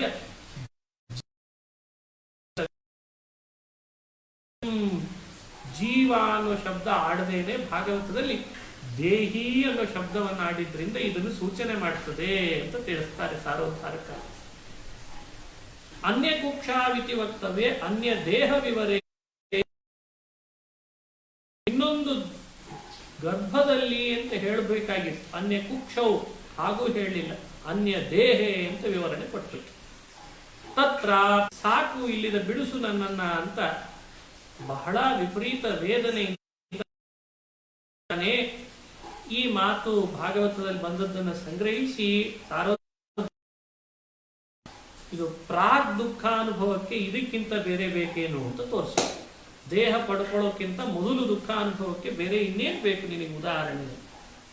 ಸರಿ, ಏವಂ ಸಂಸಾರಾತ್ ಪ್ರಾಕ್ತನಂ ದುಃಖಂ ಪ್ರದರ್ಶ್ಯ ಅಂತಿಮಂ ದುಃಖಂ ಪ್ರದರ್ಶಯತಿ. ಸಂಸಾರಕ್ಕಿಂತ ಮೊದಲು ಬರುವ ದುಃಖ ಇದು, ಸಂಸಾರದಲ್ಲಿ ಪ್ರವೇಶ ಮಾಡುವ ಮುನ್ನ ಹೇಳಿಬಿಡ್ತಾರೆ. ಅಹೋ ವಿಧಾತಸ್ತ್ವಮತೀವ ಬಾಲಿಶೋ ಯಸ್ತ್ವಾತ್ಮ ಸೃಷ್ಟೇ ಪ್ರತಿರೂಪಮೀಹಸೆ ಪರೇತು ಜೀವತ್ಯಪರಸ್ಯ ಯಾಮೃತಿ ವಿಪರ್ಯಯಶ್ಚೇತ್ವಮಸಿ ಧ್ರುವಂ ಪರಃ. ಯದ್ಯಪಿ ಗರ್ಭವಾಸ ದುಃಖಾನಂತರಂ ಕೌಮಾರ ಯೌವನಾದ್ಯವಸ್ಥಾ ಸಂಬಂಧಿ ದುಃಖಂ ಪ್ರದರ್ಶೈವ ಏತತ್ ಪ್ರದರ್ಶ್ಯ. ಇದು ಮರಣ ಹೊಂದುವಾಗ ಆಗುವ ದುಃಖವನ್ನು ಹೇಳಲಿಕ್ಕೆ ಬಂದ ಶ್ಲೋಕ. ಆದರೆ ಈಗ ತಾನೇ ಗರ್ಭವಾಸದ ದುಃಖ ಹೇಳಿದರು, ಅಂದಮೇಲೆ ಕೌಮಾರ ಯೌವನದಲ್ಲಿ ಅನುಭವಿಸೋ ದುಃಖದ ವಿವರಣೆ ಕೊಡಬೇಕಾಗಿತ್ತು ತಾನೆ. ಇದಕ್ಕಿದ್ದಂತೆ ಮರಣದಲ್ಲಿ ಅನುಭವಿಸೋ ದುಃಖಕ್ಕೆ ಯಾಕೆ ವಿವರಣೆ ಕೊಡ್ಲಿಕ್ಕೆ ಹೊರಟರು ಅಂದ್ರೆ, ತಥಾಪಿ ಉತ್ಪತ್ತಿಯನಂತರಂ ಕೌಮಾರಾದಾವೇವ ಮರಣಂ ಕದಾಚಿತ್ ಭವತಿ. ಕೆಲವೊಮ್ಮೆ ಹುಟ್ಟಿದ ಕೂಡಲೇ ಸತ್ತೋಗ್ಬಿಡ್ತಾರೆ, ಕೆಲವರು ಉತ್ಪತ್ತಿ ಆದ ಕೆಲವೇ ಸಮಯದಲ್ಲಿ ತೀರ್ಕೊಳ್ತಾರೆ. ಹಾಗಾಗಿ ಆ ಅಭಿಪ್ರಾಯ ಇಟ್ಟುಕೊಂಡು ಕೌಮಾರಾದೇವ ಮರಣಂ ಕದಾಚಿತ್ ಭವತಿ ಅನ್ನೋದನ್ನು ಅಭಿಪ್ರಾಯ ಇಟ್ಟುಕೊಂಡು ಮರಣದ ದುಃಖವನ್ನೇ ಮೊದಲು ಹೇಳಿಬಿಟ್ರು. ಮರಣ ದುಃಖ ಪ್ರದರ್ಶನೇನ ವಿಶೇಷತೋ ಹೇಯತಾ ವ್ಯುತ್ಪಾದನ. ನೆನಪಿಟ್ಟುಕೊಳ್ಳೋಣ, ಮರಣ ಅಂತ ಖುಷಿ ಪಡಬಾರದು. ಮರಣ ಅದು ದುಃಖಮಯ. ಮರಣ ದುಃಖಮಯ. ಮರಣ ದುಃಖಮಯ ಅಂದ್ರೆ ಯಾರೋ ಮರಣ ಹೊಂದಾಗ ಅವ್ರನ್ನ ನೋಡಿ ನಾವು ದುಃಖ ಪಡೋ ದುಃಖ ಅಲ್ಲ. ಯಾವ ಜೀವ ದೇಹ ಬಿಡ್ತಾನಲ್ಲ ಅವನಿಗೆ ದುಃಖ ಆಗ್ತದೆ. ಅದನ್ನು ಹೇಳ್ತಾರೆ, 1,000 ಲಕ್ಷನೋ ಚೇಳು ಕಚ್ಚಿದ್ರಾಗುವ ದುಃಖ ದೇಹ ಬಿಡುವಾಗ ಆಗ್ತದೆ ಮನುಷ್ಯನಿಗೆ. ಹಾಗಾಗ್ಬಿಡ ದುಃಖ. ಅದಕ್ಕೆ ಅದನ್ನು ವಿವರಣೆ ಕೊಡುವಾಗ ಅಂತಾರೆ, ಕೌಮಾರಾದಿ ಅವಸ್ಥೆಗಳು ನಿಯಮೇನ ಎಲ್ಲರಿಗೂ ಬರ್ತವೆ ಅಂತ ಇಲ್ವೇ ಇಲ್ಲ. ಕೆಲವರು ಹುಟ್ಟಿದ ಕೂಡಲೇ ದೇಹವನ್ನು ಬಿಟ್ಬಿಡ್ತಾರೆ. ಅದಕ್ಕೆ ಮರಣದ ದುಃಖವನ್ನೇ ಮೊದಲು ನಿರೂಪಿಸ್ತೇವೆ. ಪ್ರದರ್ಶತೆ ಚ ಅವಸ್ಥಾತ್ರಯಾನಂತರ ಕಾಲೀನ ಮರಣ ದುಃಖಮಪೀತಿ. ಮುಂದೆ ಅವಸ್ಥಾತ್ರಯ ಅನಂತರ ಕಾಲೀನ ಮರಣ ದುಃಖವೂ ಹೇಳ್ತದೆ. ಅದನ್ನೇನು ಬಿಡ್ತೇವೆ ಅಂತಲ್ಲ. ಆದರೆ ಈಗ ಮೊದಲು ಹೇಳಿದ್ದಕ್ಕಿದೆ ಕಾರಣ. ಹೇ ವಿಧಾತಃ, ಹೇ ಬ್ರಹ್ಮ, ಯಸ್ತ್ವಂ ಆತ್ಮಸೃಷ್ಟೇ ಪ್ರತಿರೂಪಂ. ಬ್ರಹ್ಮನನ್ನ ಕುರಿತು ಮಾತನಾಡ್ತಾ ಹೇಳಿದ ಮಾತು. ನಿನ್ನ ಸೃಷ್ಟಿಯಲ್ಲಿ ಅತಿ ವಿರುದ್ಧವಾದದ್ದು ಅಂತಂದ್ರೆ ಇದೇ ನೋಡಿ ನೀನು ಮಾಡೋ ಕರ್ಮ ಅಂತ ಬೈತಾರೆ. ಯಾವುದು ಅಂದ್ರೆ ಹುಟ್ಟಿಸಿ ಕೊಂದು ಬಿಡ್ತೀಯಲ್ಲ ಅದು ಅಂತ ಅರ್ಥ. ಸೃಷ್ಟಿಗೆ ಅತ್ಯಂತ ವಿರುದ್ಧ ಯಾವುದು? ಸಂಹಾರ. ನಿನ್ನ ಕ್ರಿಯೆಗೆ ಅತಿ ವಿರುದ್ಧ ಅಂದ್ರೆ ಇದೆ. ಆತ್ಮ ಸೃಷ್ಟೇ ಪ್ರತಿರೂಪಂ ಕರ್ಮ ಕರೋಷಿ ಸತ್ವಂ ಅತೀವ ಬಾಲಿಶಃ ಅಂತ ಬೈದ್ನಂತೆ. ನೀನು ನಿನ್ನ ಸೃಷ್ಟಿಯ ಕರ್ಮವನ್ನ ಮಾಡೋದು ಬಿಟ್ಟು ಕದಾಚಿತ್ ಹುಟ್ಟಿಸಿದ್ದನ್ನ ಮತ್ತೆ ಕೊಂದು ಬಿಡ್ತೀಯಲ್ಲ, ಇದು ನೀನು ಅತ್ಯಂತ ಬಾಲಿಶ ಅಂತ ನಾನು ನಿಂದಿಸ್ತೇನೆ ನಿನ್ನ ಅಂತಂದಿದ್ದಾರೆ. ಪರೇ ವಯೋಧಿಕೆ ಜೀವತಿ ಸತಿ ಅಪರಸ್ಯ ನ್ಯೂನ ವಯಸ್ಸಹ ಯಾ ಮೃತಿಸ್ಸೈವ. ಅತಿ ಹೆಚ್ಚು ವಯಸ್ಸಾಗಿರ್ತದೆ, ನಮ್ಮ ಕಣ್ಣು ಮುಂದೆ ಬದುಕಿರ್ತಾರೆ. ಪಾಪ ಇನ್ನೂ ವಯಸ್ಸೇ ಆಗಿರಲ್ಲ, ಈಗ ತಾನೇ ಬೆಳವಣಿಗೆ ಆಗ್ತಿರ್ತದೆ, ಕಣ್ಣು ಮುಂದೆ ಅವನನ್ನು ಮುಗಿಸ್ಬಿಡ್ತಾನೆ ವಿಧಿ. ಇದು ತಪ್ಪಲ್ವೇ ಅಂತ ಭಾಗವತದಲ್ಲಿ ಒಂದು ಮಾತು ಬರ್ತದೆ. ಅದರ ಅರ್ಥ ಪರೇ ವಯೋಧಿಕೆ ಜೀವತಿ ಸತಿ, ವಯಸ್ಸು ಅತಿ ಹೆಚ್ಚಾದವರು ಇನ್ನೂ ಬದುಕ್ತಿರ್ತಾರೆ, ಆದರೆ ನ್ಯೂನ ವಯಸ್ಕರು ನಮ್ಮ ಕಣ್ಣು ಮುಂದೆ ಹೋಗುವಂತೆ ಮಾಡಿಬಿಡ್ತೀವಿ. ಏತಸ್ಯ ವಿಪರ್ಯಯೋ ಅನ್ಯಥಾಭವಃ ಪರಸ್ಯ ಪೂರ್ವಂ ಮೃತಿ ಪಶ್ಚಾತ್ ಅಪರಸ್ಯ ಚೈತಿ ಕೃತಶ್ಚೇತ್ ತರ್ಹಿ ತ್ವಂ ಪರೋ ಪ್ರಶಸ್ತೋ ಭವತಿ ಪ್ರಶಸ್ಯ. ವಯಸ್ಸು ಅತಿ ಹೆಚ್ಚಾಗಿತ್ತಪ್ಪ, ಹೋಗೋ ಹಾಗೆ ಮಾಡಿದ ವಿಧಿ ಅಂದ್ರೆ ವಯಸ್ಸು ಹೆಚ್ಚಾಗಿತ್ತು, ಹೋದ್ರು ಪರವಾಗಿಲ್ಲ.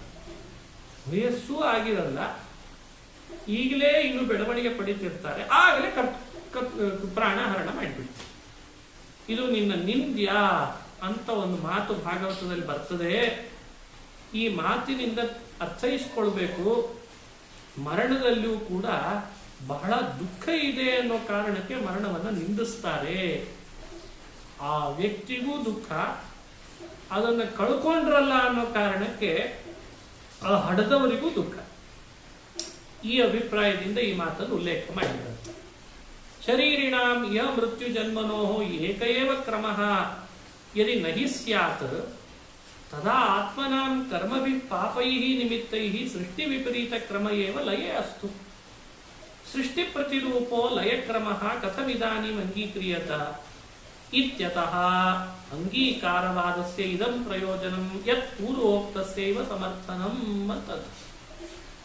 ಪೂರ್ವಂ ನ ಅಸ್ಮಾಭಿಃ ಪ್ರತಿರೂಪಃ ಸೃಷ್ಟಿ ಪ್ರತಿರೂಪಃ ಕ್ರಮೋ ನಿರ್ನಿಮಿತ್ತಂ ಪ್ರತಿಷಿದ್ಧಃ ಕಿಂತು ಪರೇ ಜೀವತಿ ಅಪರಸ್ಯ ಮೃತೋ ದುಃಖ ವಿಶೇಷೋ ಭವತಿ ಸಮಾಭೂತ್ ಇತ್ಯೇತದರ್ಥಮೇವ ತದೇವ ಚ ಪ್ರಯೋಜನಂ ಪ್ರಕಾರಾಂತರೇಣ ವ್ಯವಸ್ಥಾಪಯಿತುಂ ಅಯಂ ಅಂಗೀಕಾರವಾದಃ ಇತ್ಯಾಶೇನ ವಕ್ತಿ ಇತ್ಯಾಹ ಯಹ ಇತಿ.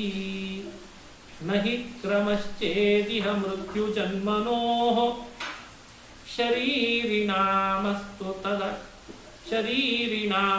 ತದಾತ್ಮಕರ್ಮಭಿಃ ಯಸ್ನೇಹ ಪಾಶೋ ನಿಜ ಸರ್ಗ ವೃದ್ಧಯೇ ಸ್ವಯಂ ಕೃತಸ್ಥೆ ತಮಿಮಂ ವಿವೃಚ್ಛಸಿ.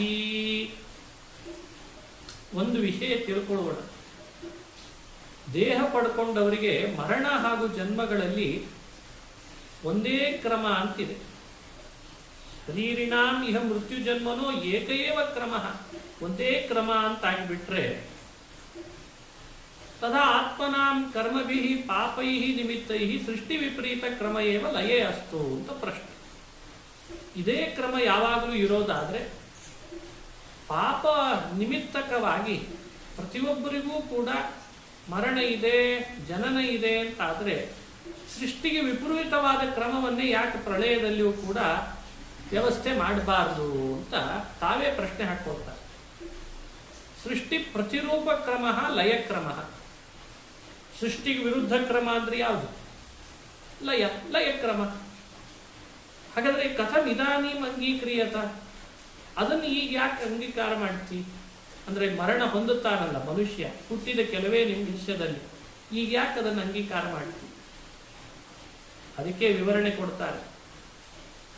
ನಾವು ಸೃಷ್ಟಿಕ್ರಮವನ್ನು ಹಾಗೂ ಮರಣವನ್ನು ಅಂಗೀಕಾರ ಮಾಡೋದು ಉದ್ದೇಶ ಪೂರ್ವಂ ನಾಸ್ಮಾಭಿಃ ಸೃಷ್ಟಿ ಪ್ರತಿರೂಪ ಕ್ರಮ ನಿರ್ನಿಮಿತ್ತಂ ಪ್ರತಿಷಿದ್ಧ.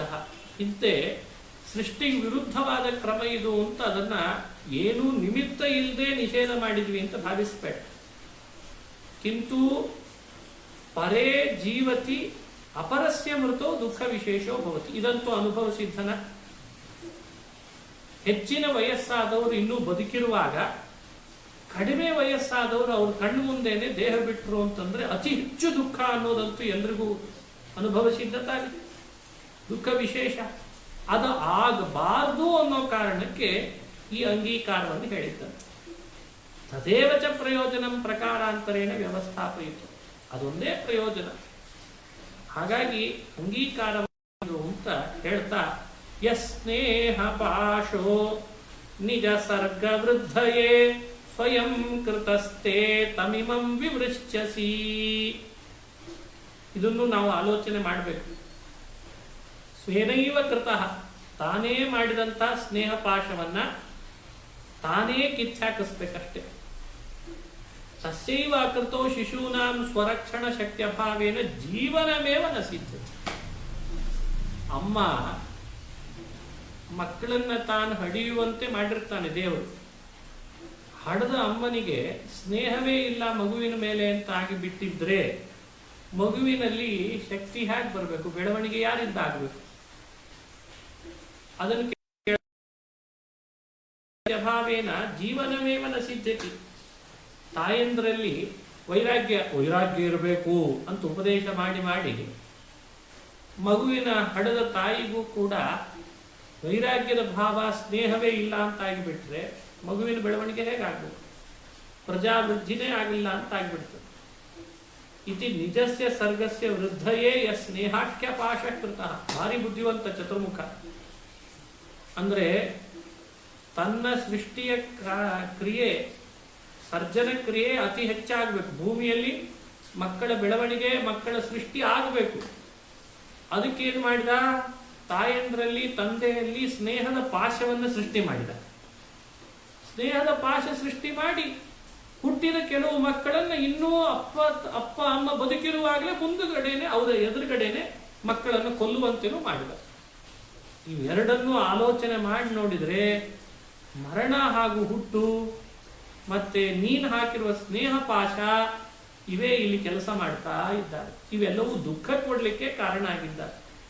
ನಾವು ಇವುಗಳ ಸಂಗ ತ್ಯಜಿಸಿದೊರ್ತು ನಮಗೆ ಅನಿಷ್ಟ ನಿವೃತ್ತಿ ಮಾಡಿಕೊಳ್ಳಿಕ್ಕೆ ಸಾಧ್ಯ ಇಲ್ಲ ಅಂತ ವೈರಾಗ್ಯದಲ್ಲಿ ಪರ್ಯವಸಾನ ಮಾಡಿಸ್ತಾರೆ ಚರ್ಚೆ ಮಾಡಿ. ಸರಿ, ಏವಂ ಸಂಸಾರಸ್ಯ ವಿಶೇಷತೋ ಹೇಯತಾ ವ್ಯುತ್ಪಾದನಾಯ ದುಃಖ ವಿಶೇಷಮೇಕಸ್ಮಿನ್ ನಿದರ್ಶನೆ ಪ್ರದರ್ಶ್ಯ ತತ್ ಪ್ರಸಂಗಾತ್ ಸ್ಥಾನಾಂತರೆ ತತೋಪ್ಯಧಿಕಂ ದುಃಖ ವಿಶೇಷಂ ಪ್ರದರ್ಶಯಿತುಂ ಅನ್ಯೈರಪರಿಹಾರ್ಯಂ ಶೋಕಂ ವಿದಿತ್ವಾ ಶವಸಮೀಪೆ ವಿಲಪಂತೀನಾಂ ರಾಜಸ್ತ್ರೀಣಾಂ ಅತಿಬಹುಲಂ ತಂ ಅಸಾಮಾನಃ ಸಾಕ್ಷಾತ್ ಪ್ರೇತರಾಜ ಏವ ಶಾಂತ್ಯೈ ಬಾಲರೂಪಂ ಸಮಾಸ್ಥಾಯ ತತ್ರ ಆಗತ್ಯ ಸಮಾದತ್ತ ಇತ್ಯಾಹ. ಅಂತೂ ಸಂಸಾರ ವಿಶೇಷವಾಗಿ ಹೇಯ ಅಂತ ನಿರೂಪಣೆ ಮಾಡಲಿಕ್ಕೋಸ್ಕರ ಇದುವರೆಗೂ ದೇಹ ಪಡ್ಕೊಂಡು ಬರುವಾಗಲೂ ದುಃಖ ಇದೆ, ದೇಹ ಪಡೆದು ಮರಣ ಹೊಂದುವಾಗಲೂ ಕೂಡ ದುಃಖ ಇದೆ ಅನ್ನೋದನ್ನು ನಿರೂಪಣೆ ಮಾಡಿ ಮುಂದೆ ಇದಕ್ಕಿಂತಲೂ ಅಧಿಕ ದುಃಖ ವಿಶೇಷವನ್ನು ತೋರಿಸ್ಲಿಕ್ಕೋಸ್ಕರ ಯಾರೂ ಈ ಮರಣದ ದುಃಖವನ್ನು ಪರಿಹರಿಸ್ಲಿಕ್ಕೆ ಸಾಧ್ಯ ಇಲ್ಲ, ಮರಣದ ದುಃಖ ಅಷ್ಟು ದೊಡ್ಡದು ಅಂತ ತೋರಿಸ್ಬೇಕು.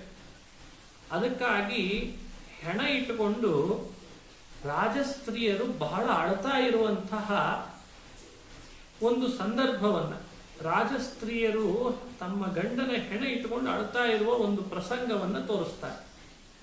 ಆಗ ಸ್ವತಃ ಯಮನೇ ಬಂದಂತೆ ಬಾಲರೂಪ ಸ್ವೀಕಾರ ಮಾಡಿ ಅವರನ್ನೆಲ್ಲ ಮಾತನಾಡಿಸಿ ಹೇಳ್ತಾ ಇದ್ದಾನೆ. ಆ ಸಂದರ್ಭವನ್ನು ಉದಾಹರಿಸ್ತಾರೆ. ಸುಯಜ್ಞ ಅಂತ ಒಬ್ಬ ರಾಜ, ಬಹುಪತ್ನಿಯರಿದ್ರವನಿಗೆ, ಬಹಳ ಮಕ್ಕಳು. ಅವನು ದೇಹ ಬಿಟ್ಬಿಟ್ಟ. ಅವನ ಹೆಣ ಸುಡಬೇಕು ಅಂತ ಸ್ಮಶಾನಕ್ಕೆ ತಂದರು ಸಂಸ್ಕಾರಕ್ಕೆ. ಇವರು ಯಾರಿಗೂ ಕೂಡ ಅವನನ್ನು ಬಿಡ್ಲಿಕ್ಕೆ ಇಷ್ಟ ಆಗ್ತಾ ಇಲ್ಲ. ಸುತ್ತುವರೆದು ಜೋರಾಗಿ ಅಳ್ಲಿಕ್ಕೆ ಶುರು ಮಾಡಿದ್ರು, ನಾವು ಬಿಟ್ಕೊಡಲ್ಲ ಶರೀರವನ್ನ ಅಂತ. ಹಿಂಗೆ ಎಷ್ಟೊತ್ತು ಶರೀರಕ್ಕೆ ಸಂಸ್ಕಾರವಿಲ್ಲದೆ ಇದ್ದೆ. ಯಾರು ಹೇಳಿದ್ರೂ ಮಾತು ಕೇಳ್ತಾ ಇಲ್ಲ ಅವನ ಪತ್ನಿಯರು, ಸುಯಜ್ಞನ ಹೆಂಡತಿಯರು. ಒಂದು ಬಾಲಕನ ವೇಷದಲ್ಲಿ ಯಮದೇವರೇ ಬಂದುಬಿಟ್ನಂತೆ. ಯಮನೇ ಬಂದು ಅವ್ರ ಜೊತೆಯಲ್ಲಿ ಮಾತನಾಡಿಸ್ತಾ ಇದ್ದಾನೆ. ಸಣ್ಣ ಬಾಲಕನ ವೇಷ.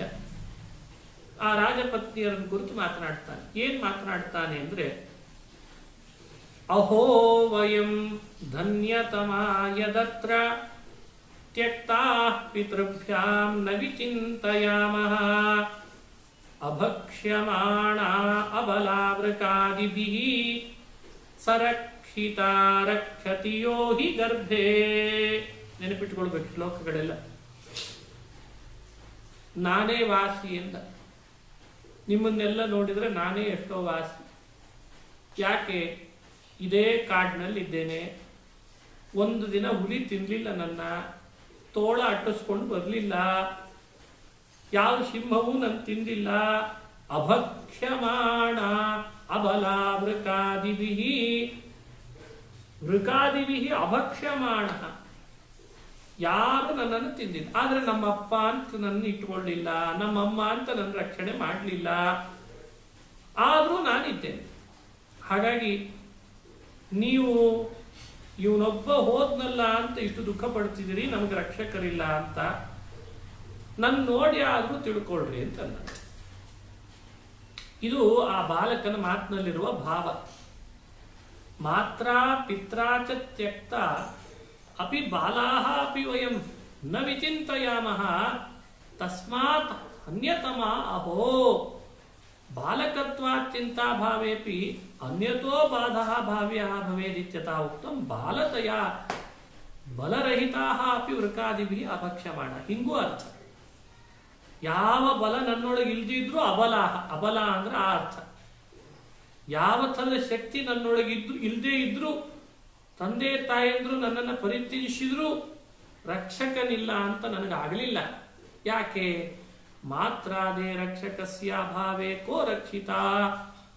ಅಮ್ಮ ರಕ್ಷಣೆ ಮಾಡಲಿಲ್ಲ, ಅಪ್ಪ ರಕ್ಷಣೆ ಮಾಡಲಿಲ್ಲ ಅಂತಿ, ಮತ್ತೆ ಯಾರು ರಕ್ಷಣೆ ಮಾಡ್ತಿದ್ದಾರೆ ನಿನ್ನನ್ನ ಅಂತ ಕೇಳಿದ್ರೆ, ಸರಕ್ಷಿತ ರಕ್ಷತಿಯೋ ಹಿ ಗರ್ಭೇ, ಗರ್ಭದಲ್ಲಿ ಅಂತ ರಕ್ಷಕನಾಗಿದ್ದವನೇ ಈ ಕಾಡಿನಲ್ಲೂ ನನ್ನ ರಕ್ಷಕನಾಗಿದ್ದಾನೆ ಅನ್ನೋ ಮಾತನ್ನ ಆ ಯಮನೇ ಬಾಲನ ರೂಪದಲ್ಲಿ ಬಂದು ಆ ಎಲ್ಲ ಸುಯಜ್ಞನ ಹೆಂಡತಿಯರಿಗೆ ಹೇಳುವಂತಹ ಸಂದರ್ಭವನ್ನ ಸಾರೋದ್ಧಾರಕಾರರು ಉಲ್ಲೇಖಿಸಿ ಹೇಳ್ತಾರೆ. ಹೇಗಿರಬೇಕು ಮನುಷ್ಯ ವೈರಾಗ್ಯದಿಂದ, ಯಾರನ್ನ ರಕ್ಷಕ ಅಂತ ನಂಬಬೇಕು, ಯಾರಿಂದ ದುಃಖಗಳನ್ನು ಪರಿಹರಿಸಿಕೊಳ್ಬೇಕು ಅನ್ನೋದು ಈ ಮಾತಿನಿಂದ ತಿಳಿರಿ ಅಂತಂದ. ಏವಂ ಬಾಲೋಕ್ತಂ ವೃದ್ಧ ಸಮ್ಮತಂ ವಚನಂ ಶ್ರುತ್ವ, ಬಹಳ ಹಿರಿಯರಿಗೆ ಸಮ್ಮತವಾದ ಮಾತು ಹುಡುಗ ಹೇಳಿದ್ದಾದರೂ ವಿಸ್ಮಿತಾಸ್ತಾ ಅಭಿಮುಖೀಕೃತ್ಯ ದಿಷ್ಟನಾಮಕ ಶ್ರೀ ಹರಿಯನುಗ್ರಹ ಸದ್ಭಾವ ಅಸದ್ಭಾವಾಭ್ಯಾಂ ಜಾಯಮಾನೆ ಕಾರ್ಯೇ ಶೋಕೇನ ಕಿಂ ಸ್ಯಾದಿತ್ಯಾಶಯೇನ ಸದೃಷ್ಟ ಅಂತ ಉಪಪಾದಯಿತು.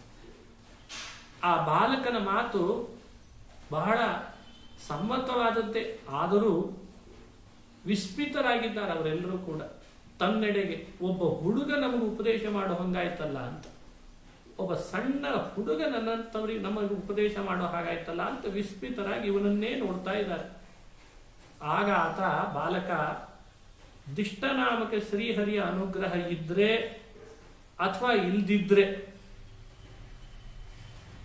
ಅನುಗ್ರಹ ಸದ್ಭಾವ ಅಸದ್ಭಾವಾಭ್ಯಾಂ ಜಾಯಮಾನೆ ಕಾರ್ಯೇ ಶೋಕೇನ ಕಿಂ ಸ್ಯಾತ್, ಏನೇ ಭೂಮಿಯಲ್ಲಿ ನಡೀತದೆ ಅಂದ್ರೂ ಅವನ ಅನುಗ್ರಹ ಇದ್ದಾಗ ನಡೀತದೆ. ಯಾಕೆ ನಡೀಲಿಲ್ಲ ಅಂದ್ರೆ ಅವನ ಅನುಗ್ರಹ ಇರಲಿಲ್ಲ, ನಡೀಲಿಲ್ಲ. ಇಷ್ಟಕ್ಕೆ ಶೋಕ ಪಟ್ರೆ ಏನ್ ಬಂತು? ಇತಿ ಆಶಯೇನ ಸದೃಷ್ಟ ಅಂತ ಉಪಪಾದಯಿತು. ಈ ಅಭಿಪ್ರಾಯದಿಂದ ಆ ಬಾಲಕ ಉದಾಹರಣೆ ಕೊಟ್ಟು ಅವರಿಗೊಂದು ಚಿಂತನೆ ಕೊಡ್ತಾರೆ. ಅವನ ಅನುಗ್ರಹ ಇದ್ರೆ ಆಗ್ತದೆ, ಅನುಗ್ರಹ ಇಲ್ಲದಿದ್ರೆ ಆಗಲ್ಲ. ಇದು ಸ್ಥಿರ ಮಾಡಿಕೊಳ್ರಿ. ಏನು ಉದಾಹರಣೆ? ಪಥಿಚ್ಯುತಂ ತಿಷ್ಟತಿ ದಿಷ್ಟ ರಕ್ಷಿತಂ ಗೃಹೇ ಸ್ಥಿತಂ ತದ್ವಿಹತಂ ವಿನಶ್ಯತಿ ಜೀವತ್ಯನಾಥೋಪಿ ತದೀಕ್ಷಿತೋ ವನೇ ಗೃಹೇಪಿ ಗುಪ್ತೋಸ್ಯ ಹತೋ ನ ಜೀವತಿ. ದಿಷ್ಟ ಅಂದ್ರೆ ಪರಮಾತ್ಮ ಭಗವಂತ. ಅವನು ರಕ್ಷಣೆ ಮಾಡಬೇಕು ಅಂತ ಸಂಕಲ್ಪ ಮಾಡಿದ್ರೆ ಪಥಿಚ್ಯುತಂ ಕಂಕಣಾದಿಕಂ ವಸ್ತು ತಿಷ್ಠತಿ. ನಾವು ನಡೆದುಕೊಂಡು ಬರುವಾಗ ನಮ್ಮ ಕೈಯಲ್ಲಿ ಹಾಕೊಂಡ ಬಳೆನೋ ಬಂಗಾರದ ಇನ್ಯಾವುದೋ ಆಭರಣವೋ ಬಿದ್ದರೂ ಕೂಡ ಅವ ನಮಗೆ ದೊರಕಿಸ್ಬೇಕು ಅಂತ ಸಂಕಲ್ಪ ಮಾಡಿದ್ರೆ ಅದಲ್ಲೇ ಇರ್ತದೆ ಅಂತಂದ. ಈ ಬಾಲಕ ಹೇಳೋ ಮಾತು. ಎಷ್ಟೋ ಸಮಯದಲ್ಲಿ ಈ ಥರದ ಘಟನೆ ನಡೆದಿರ್ತದೆ ನಮ್ಮ ಜೀವನದಲ್ಲಿ. ನಾವು ಅಲ್ಲೇ ಬಿಟ್ಟು ಬಂದ್ಬಿಟ್ಟಿರ್ತೀವಿ, ಅಥವಾ ನಮ್ಮದೇ ಕೈ ಜಾರಿ ಬಿಟ್ಟು ಹೋಗಿರ್ತದೆ.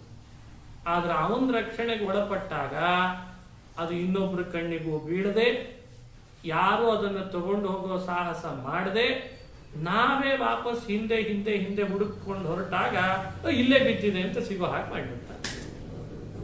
ಇದು ಯಾರು ಮಾಡೋದು? ಇದು ಅನುಗ್ರಹ ಸದ್ಭಾವ.